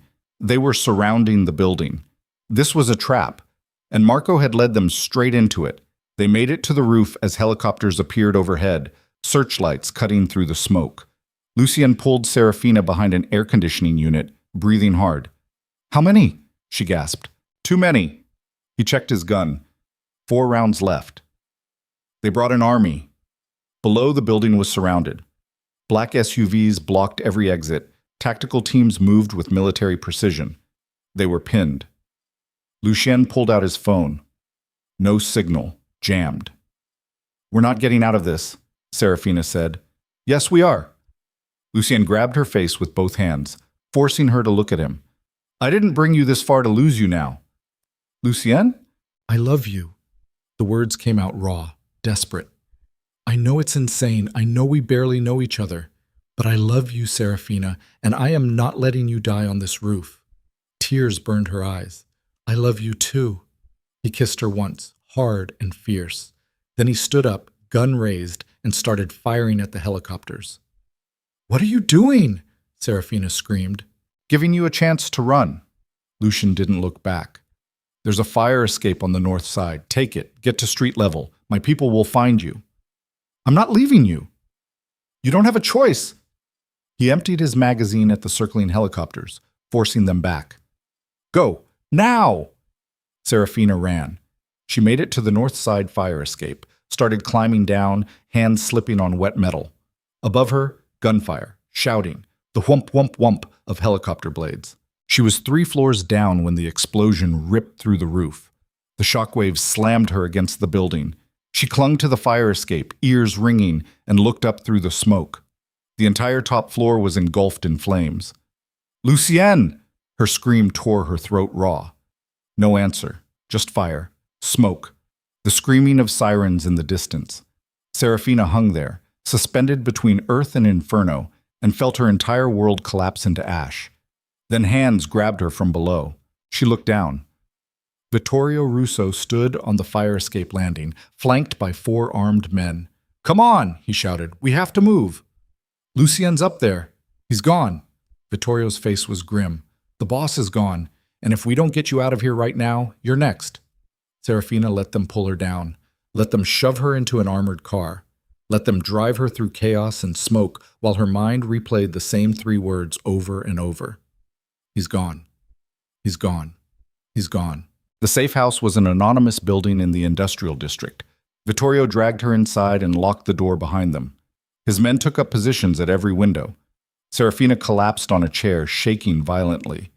Vittorio poured her a glass of something amber. Drink. She drank. It burned all the way down. What happened? Her voice didn't sound like her own. The Russians planted explosives on the roof, remotely detonated. Vittorio's jaw was tight. Lucien knew it was a trap. He stayed anyway to give you time to escape. Is he? She couldn't finish the sentence. Vittorio didn't answer, which was answer enough. Serafina stared at her hands. They were covered in soot and blood. She'd fired a gun tonight, tackled a trained operative, kissed the man she loved and told him she'd stay. And he'd died anyway. Your father, Vittorio said quietly. We found him 6 blocks away, dead. Single gunshot to the back of the head. Russian execution style. Serafina felt nothing. Good. The girl who walked into Loro 3 days ago wouldn't have said that. That girl doesn't exist anymore. Serafina looked up and Vittorio actually flinched at whatever he saw in her eyes. She died on that roof with him. Vittorio studied her for a long moment. Then he pulled out a phone and set it on the table. Lucian left you something, in case things went bad. Serafina picked up the phone with trembling hands. There was a single video file. She pressed play. Lucien's face filled the screen. He was in his office, probably recorded days ago. He looked tired, alive. Serafina, his recorded voice said. If you're watching this, I'm either dead or close to it, and I need you to listen very carefully. She couldn't breathe. Everything I own is yours now. Every account, every property, every business, legitimate and otherwise. Vittorio has the access codes. The organization answers to you. On screen, Lucien leaned forward. I know you don't want this. I know you'll try to walk away, but you can't. The Russians won't stop until the Drakov Empire is completely destroyed, and you're the last piece standing. His expression softened. You're stronger than you think, smarter, more dangerous. I saw it the first night we met, hiding under all that ugly makeup. You were always meant for this world, Serafina. You just needed someone to show you how to survive in it. He reached toward the camera, as if he could touch her through the screen. Don't let my death be meaningless. Take everything I built and make it yours. Burn the Russians to the ground. And when you're standing on top of the ashes, his smile was sad, knowing. Remember that I loved you. The video ended. Serafina sat in the silence, the phone clutched in her white-knuckled grip. Vittorio cleared his throat. What do you want to do? She looked at him. Really looked. This old soldier who doubted her, mocked her, and now stood ready to follow her orders because a dead man had commanded it. How many men do we have left? Her voice was steel. 43. Maybe 50 if we pull from the outer territories. Call them in, all of them. Serafina stood, and she felt different, harder, forged in fire and blood. We're going to find every single Russian involved in this, and we're going to make them regret the day they decided to start a war with the Drakov Empire. Vittorio's scarred face split into a vicious grin. Now you sound like a boss. I'm not a boss. Serafina's eyes were flat and cold. I'm a widow, and I'm going to make sure my husband's killers learn the difference. She walked to the window and looked out at Naples burning in the distance. Somewhere in that city, the men who'd murdered Lucien were celebrating, planning their next move, thinking they'd won. They were wrong. Serafina Vale had spent her entire life being invisible, being weak, being prey. But prey could learn to hunt, and she was about to teach the monsters what it meant to be afraid. Outside, sirens wailed through the night. Inside, Vittorio began making calls, assembling an army, and Serafina stood at the window, watching her old life burn away with the skyline, and felt something dark and terrible take root in her chest. Not grief, not fear.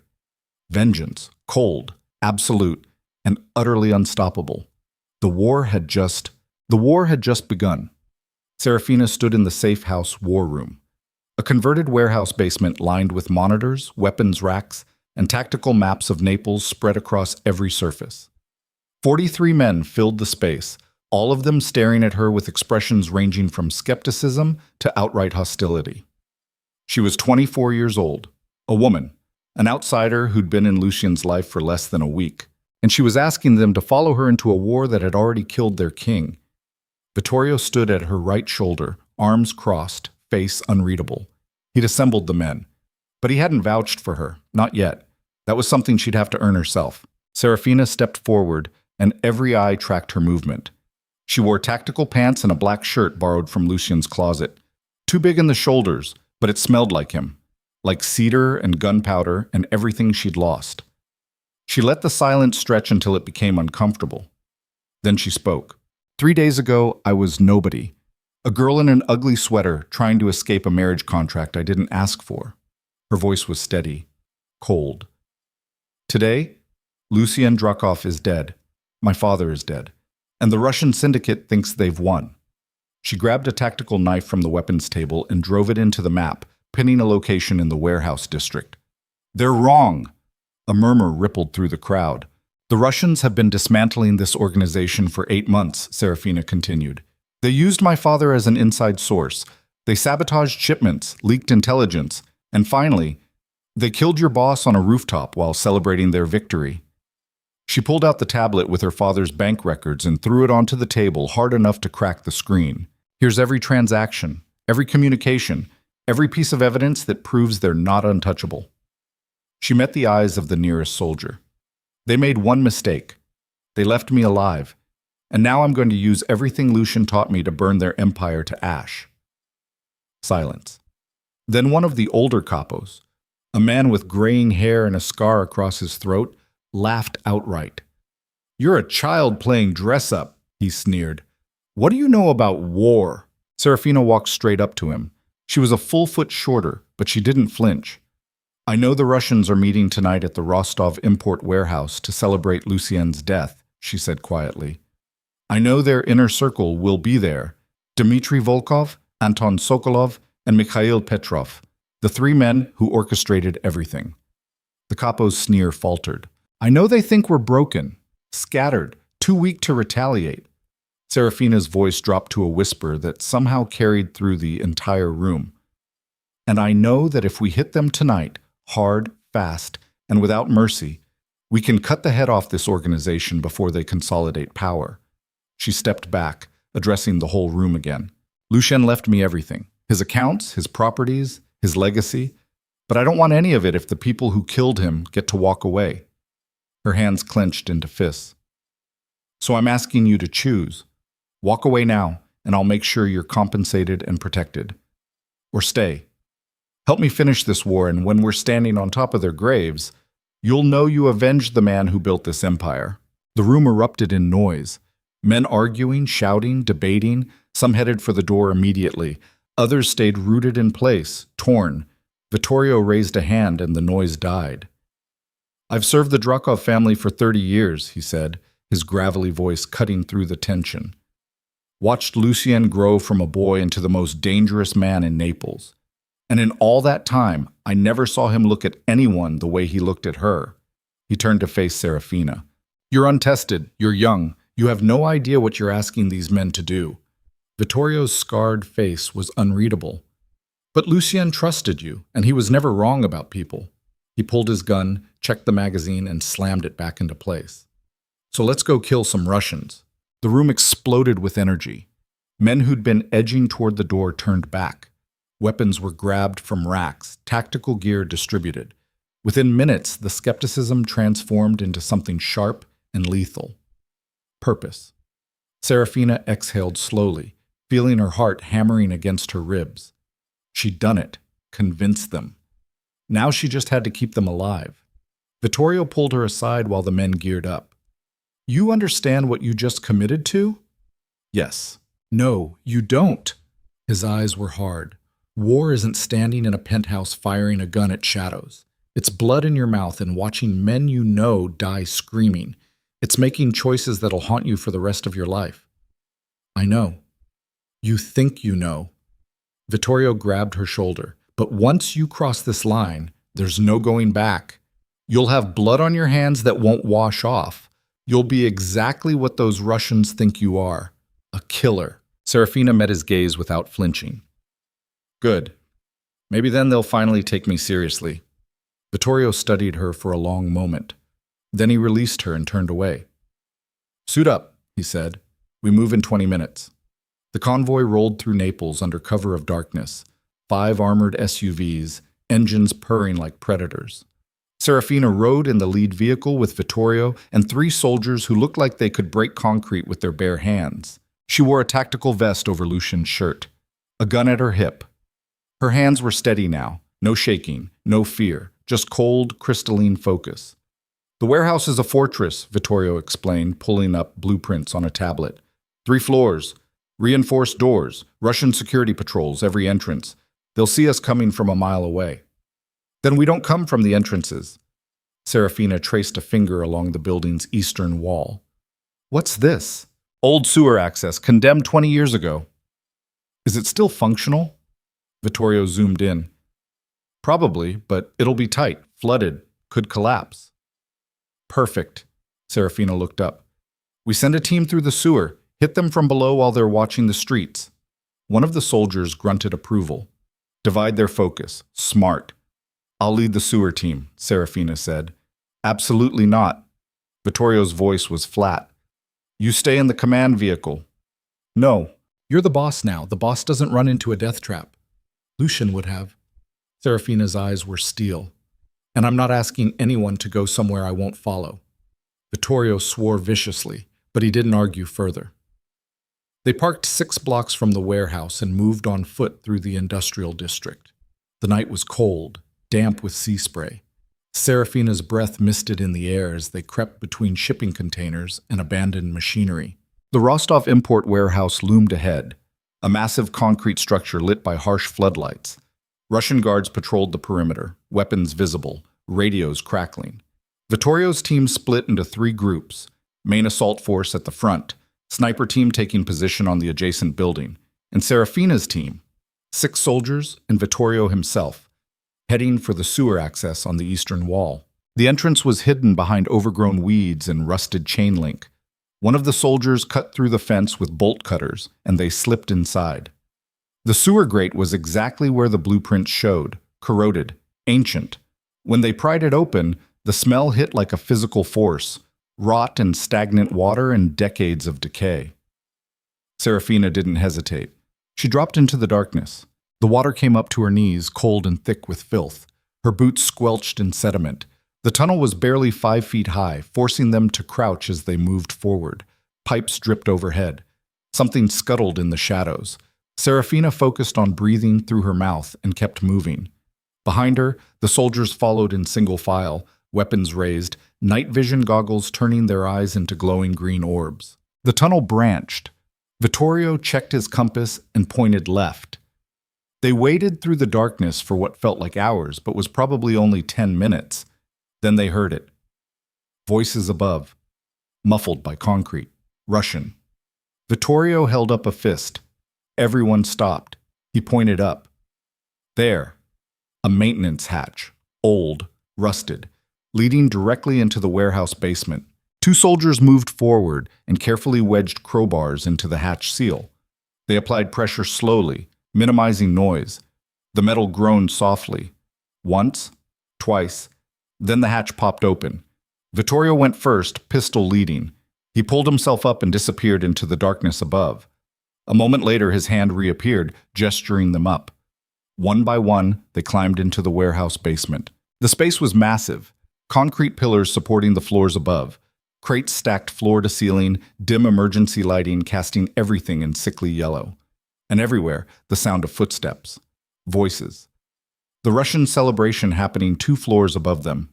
Serafina pulled out her gun and checked the safety. Her heart was a drum in her chest. This was it.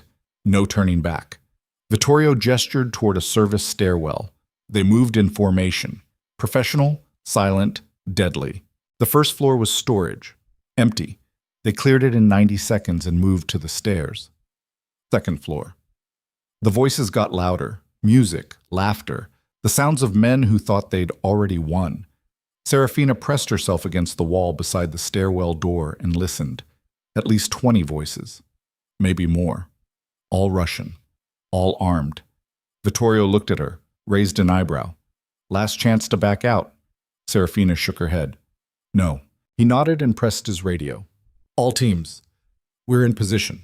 On my mark. The response crackled through. Snipers ready? Assault team ready? Vittorio counted down on his fingers. 3, 2, 1.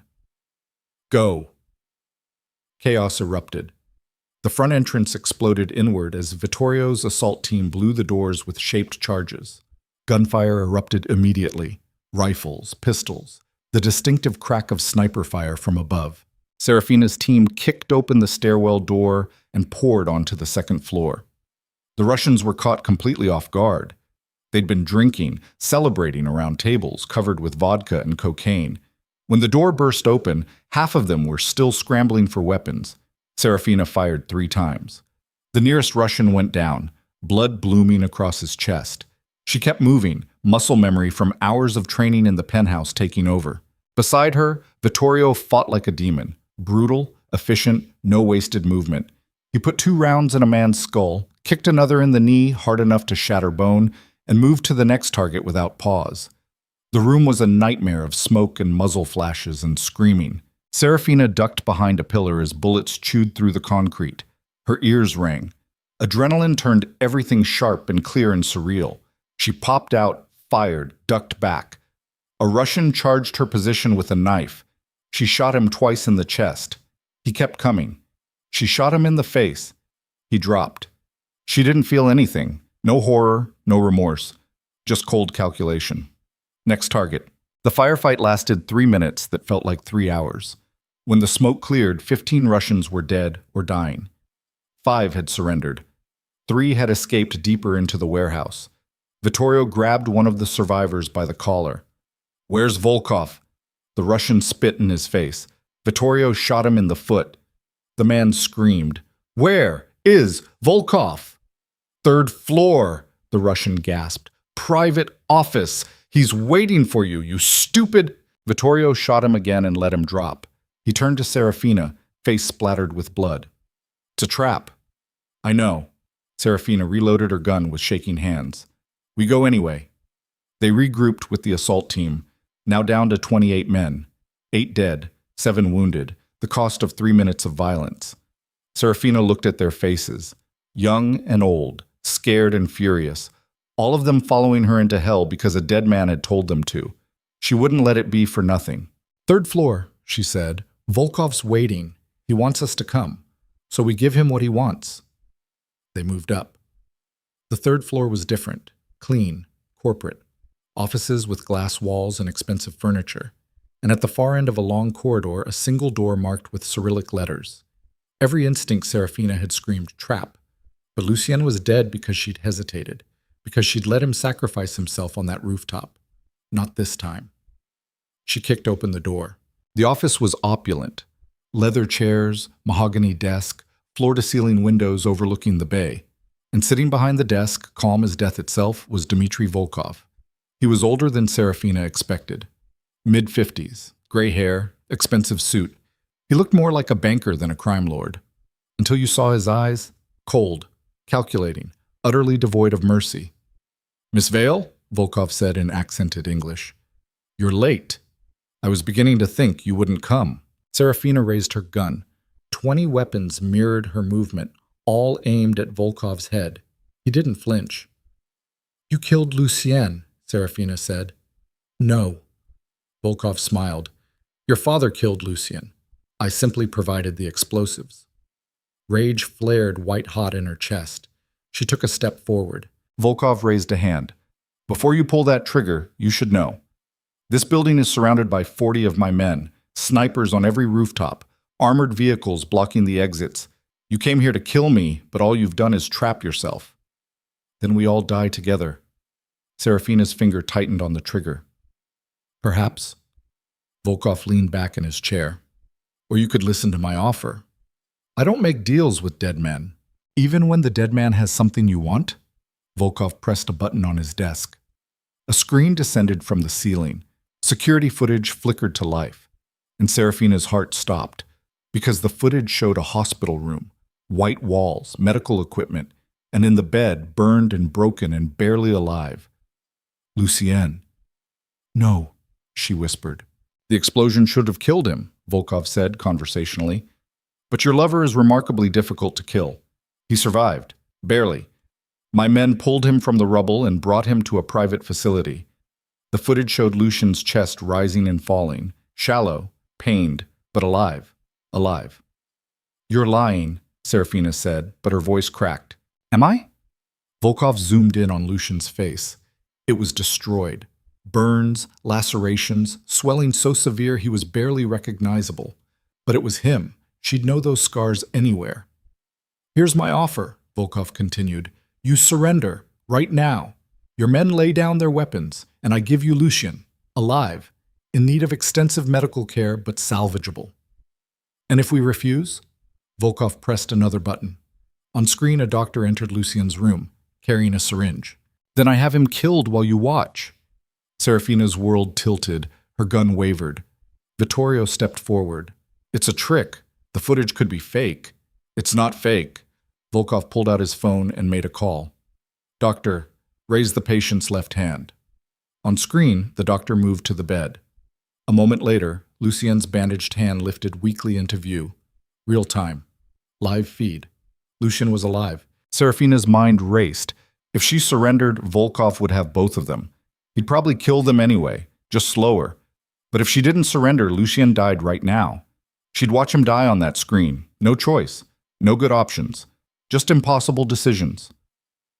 What do you really want? She asked quietly. The Drakov Empire. Volkov's smile was reptilian.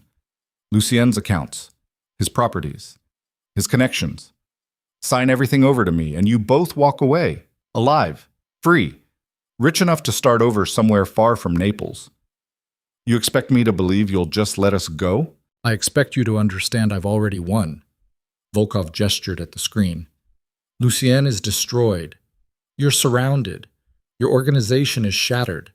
Taking your lives accomplishes nothing, but taking the empire? His eyes glittered.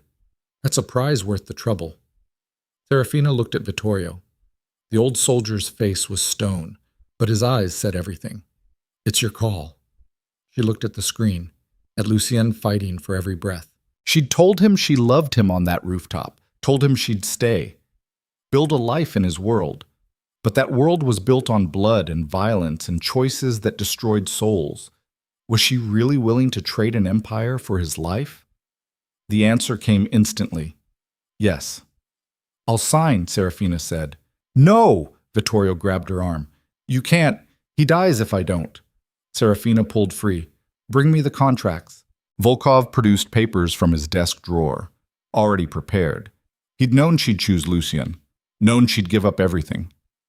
Serafina took the pen with shaking hands, and in that moment, standing in the enemy's office with a gun to her head and the man she loved dying on screen, she understood something Lucien had tried to tell her from the beginning. Power wasn't about strength. It was about what you were willing to sacrifice. She signed the first page, then the second, each signature transferring billions in assets, properties, businesses, everything Lucien had built, gone. Volkov watched with satisfaction. Very good. And now, the screen went black. Volkov frowned, pressed buttons. Nothing. What did you do? He demanded. Serafina smiled. It was a terrible smile, cold and sharp as broken glass. I learned from the best, she said quietly. Then the lights went out, and all hell broke loose. What Volkov didn't know, what Serafina had been counting on, was that while she'd been signing contracts, Vittorio had been using hand signals to communicate with the soldiers outside the office. They'd cut the power to the entire building. In the sudden darkness, chaos erupted. Gunfire, shouting. Serafina dove behind Volkov's desk as bullets chewed through the office. Beside her, Vittorio was already moving, night vision goggles giving him the advantage. She heard Volkov curse in Russian, scrambling, running for the door. Serafina grabbed his ankle as he passed and yanked hard. He went down, skull cracking against the marble floor. Emergency lights flickered on, dim, red, barely enough to see. Serafina grabbed Volkov by the collar and shoved her gun under his chin. Where is he? Where's Lucien really? Volkov laughed through bloody teeth. You think I'd tell you? I think you will. Serafina pulled out the tactical knife she'd taken from the warehouse. Because I'm going to start cutting pieces off until you do. She wasn't bluffing. Volkov saw it in her eyes. The transformation. The girl who'd walked into Loro in an ugly sweater was gone. In her place was something else entirely, a queen forged in violence. "Warehouse on the docks," Volkov gasped. "Pier 17, medical facility in the basement." "If you're lying—" "I'm not lying!" Blood dripped from his mouth. "He's there! Alive, I swear!" Serafina looked at Vittorio. The old soldier was grinning like a wolf. "Go," he said. "We'll handle this." She didn't need to be told twice. Serafina ran, through the office, down the stairs, into the warehouse chaos where Russians and Drakov soldiers were still fighting. She didn't stop, didn't look back, just ran toward the exit with every ounce of strength she had left. Behind her, gunfire, explosions, the sounds of war. Ahead, somewhere in the darkness, Lucian was alive, and she was going to bring him home, or die trying. She burst out of the warehouse into the cold night air, grabbed the nearest motorcycle from a dead soldier, and kicked it to life. The engine roared. Serafina pointed it toward the docks and opened the throttle. The city blurred past, wind whipped her hair, blood and soot crusted her skin. She didn't care. Lucian was alive. And nothing, not Volkov, not the Russians, not God himself, was going to keep her from him. Pier 17 loomed ahead, dark and silent. Serafina ditched the motorcycle and approached on foot, gun drawn. The warehouse door was locked. She shot the handle off and kicked it open. Inside, silence. Too much silence. Serafina moved through the shadows, heart hammering, until she found the stairs leading down. The basement was lit by flickering fluorescence. Medical equipment lined the walls. And in the center of the room, on a hospital bed surrounded by monitors, Lu Shen. He was unconscious, bandaged head to toe. Burns covered half his face, but his chest was rising and falling, alive. Serafina ran to him, dropped her gun, grabbed his hand. Lucian, can you hear me?" His eyes fluttered open, gray and clouded with pain. "Serafina?" His voice was gravel, broken. "I'm here." Tears streamed down her face. "I'm right here." "You came." "Of course I came, you idiot." She pressed her forehead to his. "I told you I wasn't leaving." Lucian's lips curved into the ghost of a smile. "Stubborn. Rebel. You're stubborn rebel." Serafina kissed him gently, tasting blood and antiseptic and life.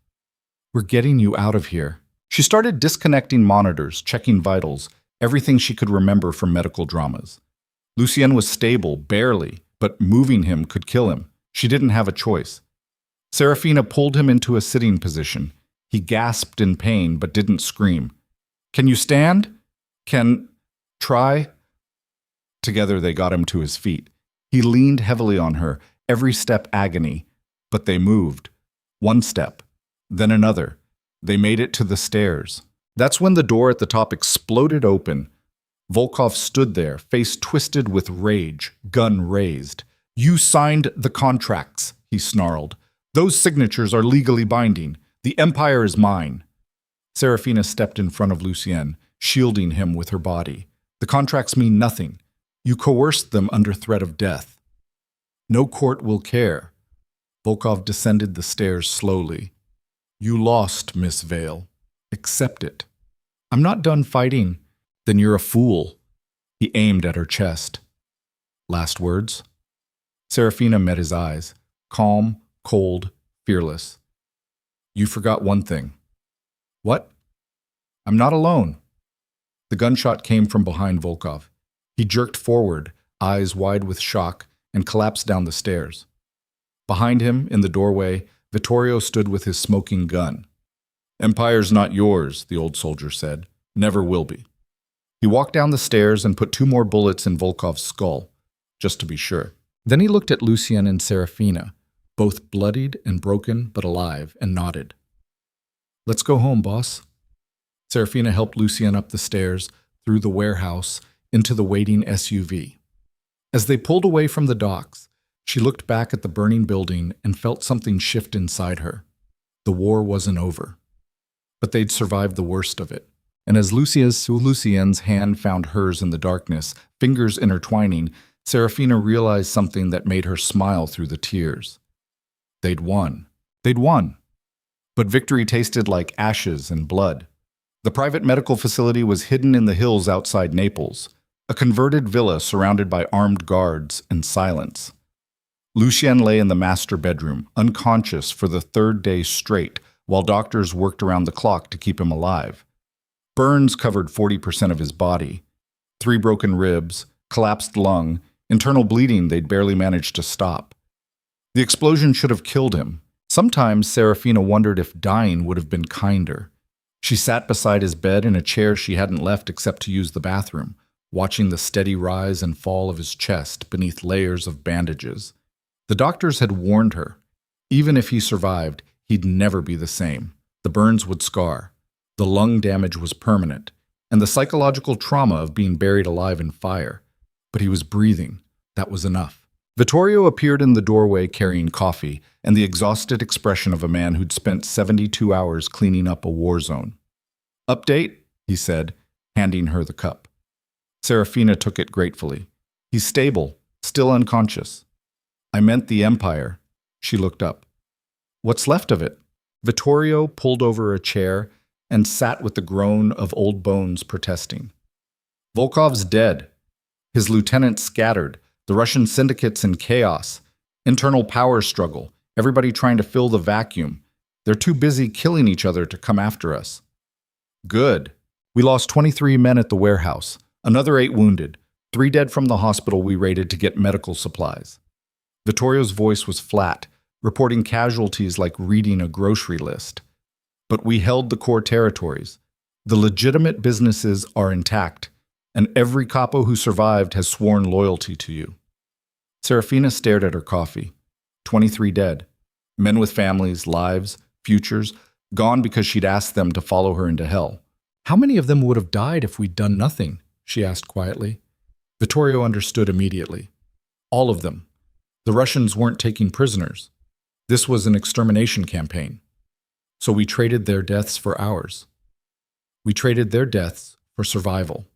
Vittorio leaned forward, elbows on his knees. "War doesn't have clean victories. You did what Lucien would have done, what any boss would have done. You protected what mattered." "Did I?"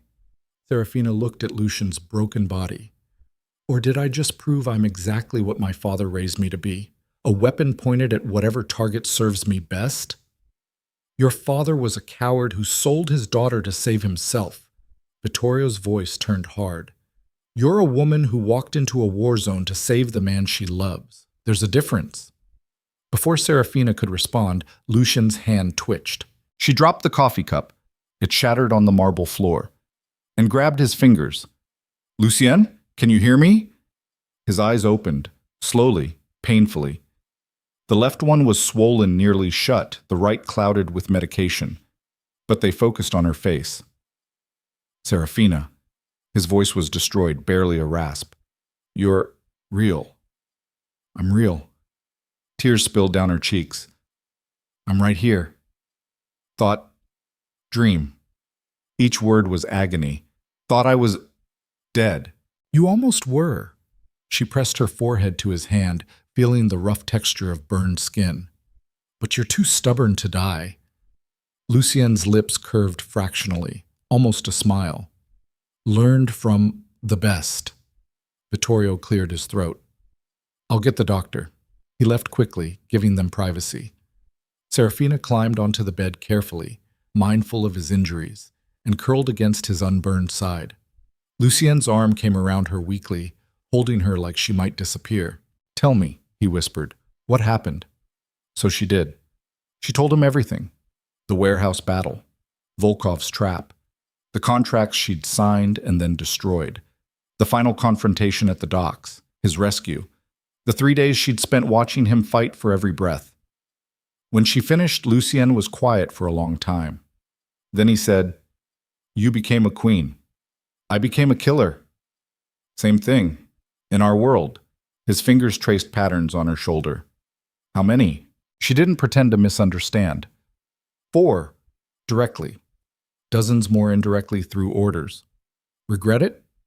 Serafina thought about the Russian she'd shot in the face, the man she'd tackled in her father's apartment, the signed contract she'd used to manipulate Volkov into revealing Lucien's location. "No," she said finally. I'd do it again. Good. Lucien's breathing was labored but steady. Because the ones who survive are the ones who can live with their choices. Is that what you've been doing? Living with yours?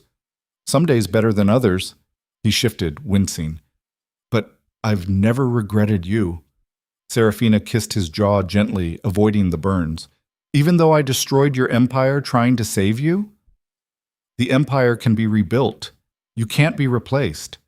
The words settled into her chest like stones, heavy, permanent.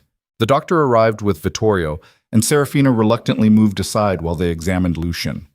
Vitals were checked, medications adjusted, prognosis delivered with clinical detachment, 6 months recovery minimum, possible permanent lung damage, scars that would never fully heal, but alive. When they left, Lucien reached for Serafina's hand again. There's something else, he said. Something you need to know. Her stomach clenched. What? The contracts you signed with Volkov. Before you destroyed them. They were coerced. Legally meaningless. Legally, yes. But you still signed them. Every bank, every government agency, every business partner, they all saw documentation showing you transferred ownership of the Drakov Empire to a Russian crime syndicate. Lucien's eyes were serious. Even though Volkov's dead, those signatures exist. People will question your authority, your legitimacy. Serafina sat up. What are you saying? I'm saying the empire is broken, and putting it back together won't be as simple as killing the right people. Lucien struggled to sit, refusing help. You'll spend years fighting legal battles, corruption investigations, rival syndicates who smell weakness. It'll be war, Serafina, just a different kind. Then we fight. No. He cupped her face with his unbandaged hand. You choose, right now, before you're in too deep to walk away. I already made my choice. You made it under duress, in a war zone with a gun to your head. Lucien's thumb traced her cheekbone. Now you make it again, knowing exactly what it costs. Serafina pulled back. What are you doing? Giving you freedom. His voice was gentle but unyielding. The contract your father signed is void. Volkov's dead. The immediate threat is gone. You can walk away, take money from my accounts, enough to live comfortably anywhere in the world. Start over. Build a life that isn't soaked in blood. Without you. With or without me, your choice. Serafina stood and walked to the window. Outside, the hills rolled down toward Naples, the city glittering in the distance like a jewel box full of broken glass. Somewhere down there, men were still fighting over territory, still killing each other for power, still playing games where human lives were currency. She'd been part of that game for less than a week, and she'd become a killer. When I was hiding in that ugly sweater, she said quietly, I used to dream about escaping. Going somewhere no one knew my name, starting fresh. She pressed her palm against the cool glass. But those dreams were always empty, because I was running from something instead of running toward it. She turned back to Lucien. You asked me what I wanted, that first night at Loro, and I couldn't answer because I'd spent so long not wanting anything that I'd forgotten how. Serafina crossed the room and sat on the edge of the bed. But I know now. I want to build something that matters, something my father could never destroy, something that proves invisible girls can become queens. Even if it means war, especially if it means war. She took his hand. Because the alternative is going back to being invisible, and I'd rather die fighting than disappear again. Lucien searched her face for a long moment. Then he smiled, painful, exhausted, proud. Then we rebuild. Together. Together, Serafina agreed, and she meant it. The rebuilding took months. Serafina moved through the underworld like a storm, learning the language of power and violence with terrifying speed. She attended meetings where old capos tested her with barely veiled contempt. She negotiated with politicians who assumed she'd be easy to manipulate. She stared down rival syndicate leaders who thought a young woman couldn't possibly hold Lucien's empire together. They were all wrong. Where Lucien had ruled through fear and reputation, Serafina ruled through something more dangerous: intelligence and adaptability. She restructured the organization, cutting out the bloated inefficiencies and corruption that had made them vulnerable. She diversified the legitimate businesses, creating revenue streams that didn't depend on smuggling or extortion. And when violence was necessary, she didn't hesitate. But she never forgot the cost. Every decision was measured against the lives it would affect. Every order came with the weight of knowing men might die executing it. She kept a list, names of everyone who'd fallen protecting the empire. 23 from the warehouse battle, 8 from various skirmishes during the rebuilding, 12 more from a failed assassination attempt by remnants of the Russian syndicate. 43 names, 43 ghosts. She read the list every morning, reminded herself what power cost. Lucien recovered slowly. The burns healed into twisted scars that mapped his torso like a topographical chart of hell. His lung never fully recovered. He tired easily, couldn't run anymore, slept sitting up most nights to breathe properly. The psychological damage was harder to quantify. Nightmares, flashbacks, moments where he'd wake screaming about being buried alive. But he survived. And together they transformed the Drakov Empire into something new.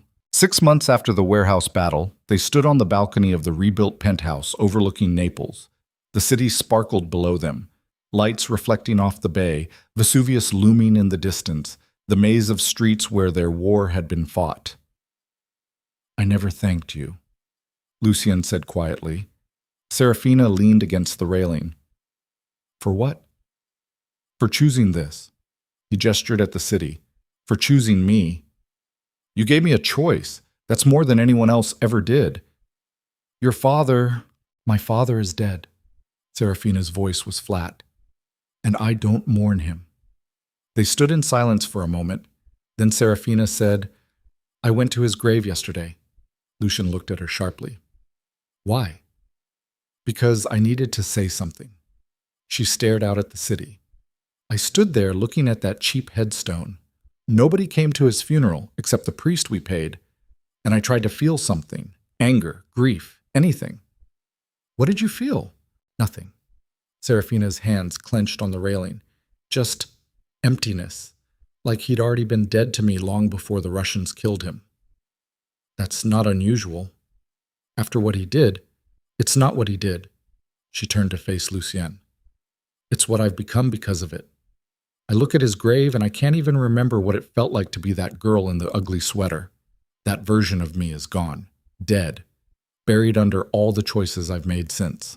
Lucien pulled her close, careful of his still healing ribs. "Do you regret it? Becoming this?" Serafina pressed her face against his chest and listened to his damaged lungs working. "Sometimes. Late at night when I'm reading the list of names, when I see the widows of men who died on my orders, when I remember that I'm responsible for all of it. But then I remember what invisibility felt like, how small I was, how powerless." She looked up at him. "And I realize I'd rather carry the weight of these choices than go back to carrying nothing at all." Lucien kissed her forehead. "That's the difference between a boss and a victim. Bosses carry weight. Victims get crushed by it." "Which one are you?" He laughed softly, a sound that still hurt his damaged lung.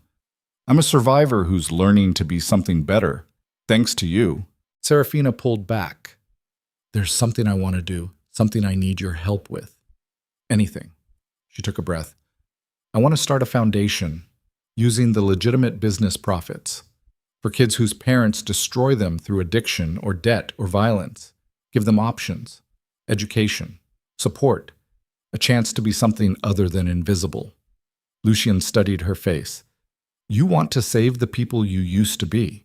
"I want to prove that damage doesn't have to be permanent." Serafina's eyes were fierce. "That broken things can be rebuilt into something stronger. It'll be expensive, complicated. People will question why a crime boss is running a charity." "Let them question," Serafina smiled. "I'm good at making people regret underestimating me." Lucien laughed again, genuine this time, despite the pain. "Yes, you are." The foundation launched 3 months later. They called it the Veil Foundation, using Serafina's family name instead of Drakov's. It was deliberate, a reclamation of something her father had tried to destroy. The first facility opened in the poorest district of Naples, offering after-school programs, counseling, and scholarships. The cynics called it money laundering. The politicians called it publicity. The rival syndicates called it weakness. The kids called it hope. Serafina spent 2 afternoons a week at the facility, working with teenagers who reminded her painfully of her younger self. Angry, scared, desperate to be seen. She saw them. One girl in particular, 17, covered in bruises from a father who drank himself violent every night, reminded Serafina so much of her past that it hurt to look at her. "Why do you care?" the girl asked during a counseling session. "You're rich, powerful. What do you know about being invisible?" Serafina pulled up her sleeve, showing the scars from the warehouse battle. Then she unbuttoned her collar, revealing the faint mark where a Russian had tried to strangle her during the penthouse attack.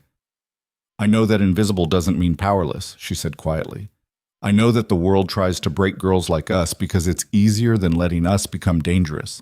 And I know that every time we choose to survive instead of disappear, we're proving them wrong." The girl stared at the scars.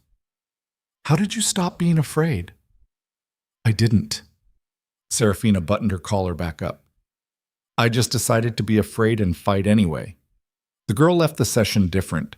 Straighter spine, harder eyes, the look of someone who decided to stop being prey. Serafina recognized it immediately. She'd worn that same look walking out of Loro 6 months ago. The empire stabilized, slowly, painfully. But it stabilized.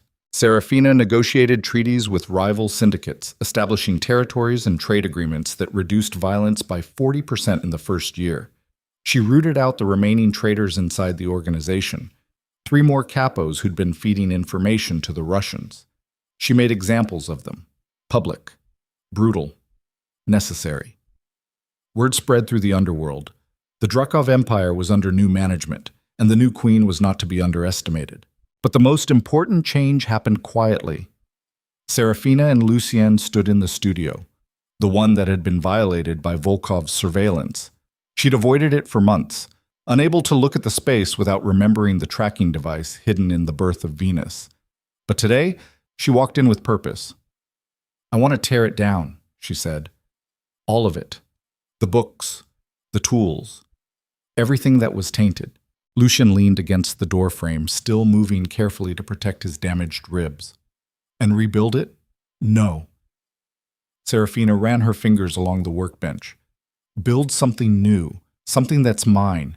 Not a gift, not a trap, just mine." "What do you want it to be?" She thought about the girl at the foundation with bruises and fire in her eyes, thought about the list of 43 names she read every morning, thought about the person she'd become, killer and savior, queen and survivor, damaged and dangerous in equal measure. "An art studio," she said finally. "But not for me. For them. The kids at the foundation. Give them space to create, to be seen." Lucy's chin smiled. "I'll have it built." "No." Serafina turned to face him.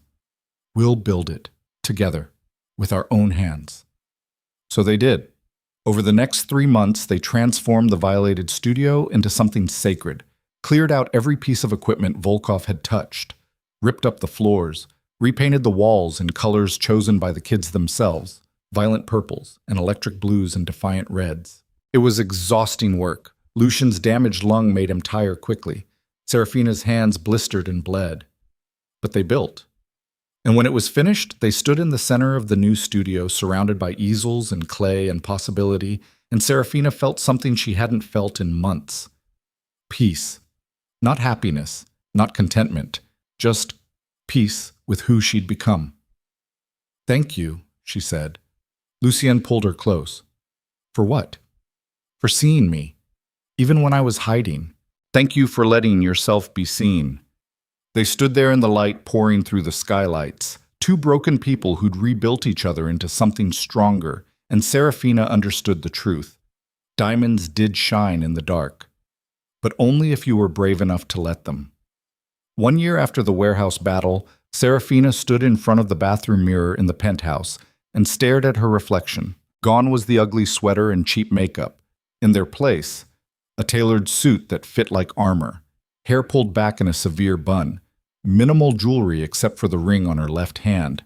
Not an engagement ring, a signet ring. The Drakov crest. Lucienne had given it to her 3 months ago during a meeting with the entire organization. "She's not my wife," he'd announced, sliding the ring onto her finger in front of every capo. "She's my equal, my partner, and she speaks with my full authority." The ring was heavy, permanent, a symbol of power and responsibility that would never come off. Serafina touched it now, feeling the cold metal against her skin. She looked different, moved different, even breathed different than she had a year ago. The invisible girl was gone. In her place stood someone dangerous. Lucien appeared in the doorway behind her, reflected in the mirror.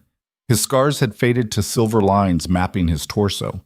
He still moved carefully, protecting his damaged lung. But he was alive. They were both alive. "Ready?" he asked. Today was the first anniversary memorial for the 43 men who died in the warehouse battle. Serafina had organized it personally, a private ceremony at the foundation, followed by a gathering where families could share stories and grief without judgment.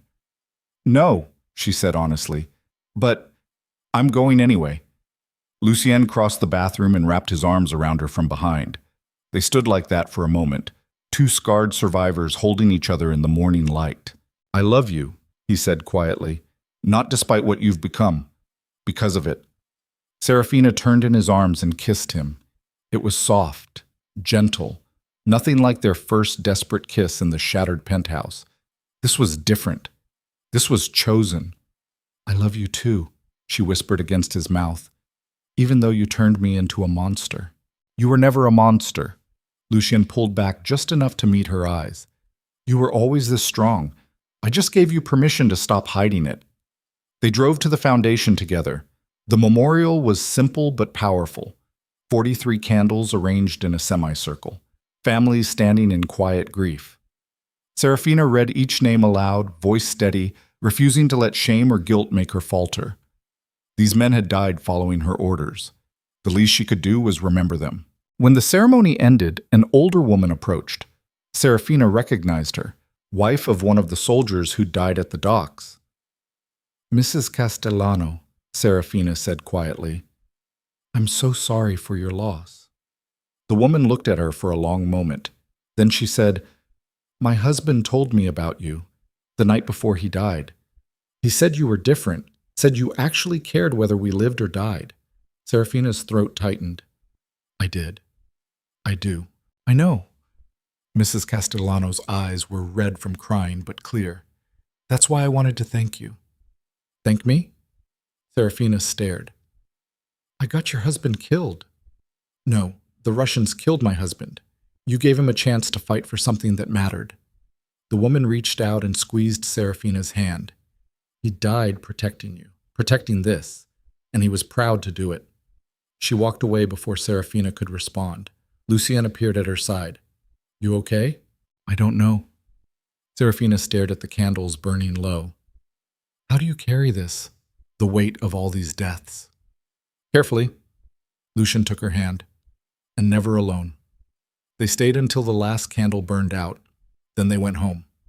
2 years after Serafina walked into Loro in an ugly sweater, the Drakov Empire was unrecognizable. Legitimate businesses now outpaced illegal revenue. The foundation had expanded to 3 facilities across southern Italy. Violence in their territories had dropped to historic lows. And Serafina Vale, once invisible, once prey, sat at the head of a conference table surrounded by capos, who would die on her order without question. She'd become exactly what Lucien had seen hiding beneath cheap makeup that first night, a queen. But she'd paid for the crown in blood and sleepless nights, and the names of 43 dead men she carried like stones in her chest. Worth it? She wasn't sure, but she was still standing. That evening, Serafina and Lucien stood on the penthouse balcony, watching the sunset paint Naples in shades of gold and crimson. His arm was around her shoulders. Her head rested against his scarred chest. "Do you ever regret it?" she asked. "Meeting me. Starting all of this." "Never. Even when you almost died?" "Especially then." Lucien pressed a kiss to her hair. Because dying meant something. Most people in our world die for nothing. Wrong place, wrong time, wrong enemies. But I almost died protecting you, and that made it worth it. Serafina turned to look up at him. You're insane. Probably, he smiled. But so are you. She couldn't argue with that. They stood in silence as the sun sank below the horizon and the city lights flickered to life below them. Somewhere down there, people were living normal lives, going to normal jobs, having normal problems. Serafina didn't envy them. She'd been normal once, invisible, safe, and it had nearly destroyed her. I have something for you, Lucian said suddenly. He pulled a small box from his pocket and handed it to her. Serafina opened it carefully. Inside was a key.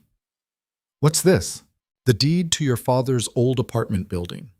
Lucian's eyes were serious. I bought it 6 months ago. Renovated the entire structure. It's yours now. Do whatever you want with it. Serafina stared at the key. That cramped apartment where her father had screamed at her, where she'd painted herself ugly to escape a marriage contract, where the old version of herself had died piece by piece. Why? She whispered. Because some ghosts need to be exorcised. Lucienne closed her fingers around the key. Burn it down. Turn it into housing for the foundation. Sell it. Whatever gives you peace. Serafina thought about it for exactly 3 seconds. I'm turning it into an art school, she said. For kids who think they're invisible. Show them they're not. Lucian smiled. Perfect. 3 months later, the school opened. Serafina cut the ribbon herself, standing in front of the building where she'd once hidden from the world, and felt something crack open in her chest. Not grief, not rage. Freedom. She was free. Free from her father's shadow. Free from the girl who'd been too afraid to want anything. Free from the lie that invisible meant powerless. The students poured into the building, angry kids with bruises and fire in their eyes. And Serafina saw herself in every single one of them. She'd been exactly where they were. And she'd survived. So would they. 5 years after the warehouse battle, Serafina stood in the rebuilt studio at the foundation watching a teenage girl sculpt clay with intense focus. The girl's name was Elena. 17. Father in prison. Mother dead from an overdose.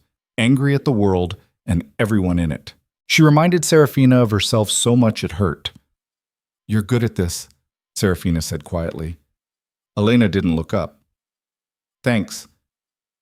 You could go to art school. I can help with applications, scholarships. Why would you help me? Because someone once gave me permission to stop hiding, and it saved my life. Elena finally looked up. You really believe that? That broken things can be fixed? Serafina touched the scar on her collarbone. Barely visible now, but still there. Permanent. A reminder of the night she'd chosen to fight instead of flee. I believe broken things can become something stronger than they were before, she said, but only if you're brave enough to rebuild. Elena studied her face. What were you before? Invisible. And now? Serafina smiled. Dangerous. Elena went back to her sculpture, but something in her expression had changed. Lighter, more hopeful.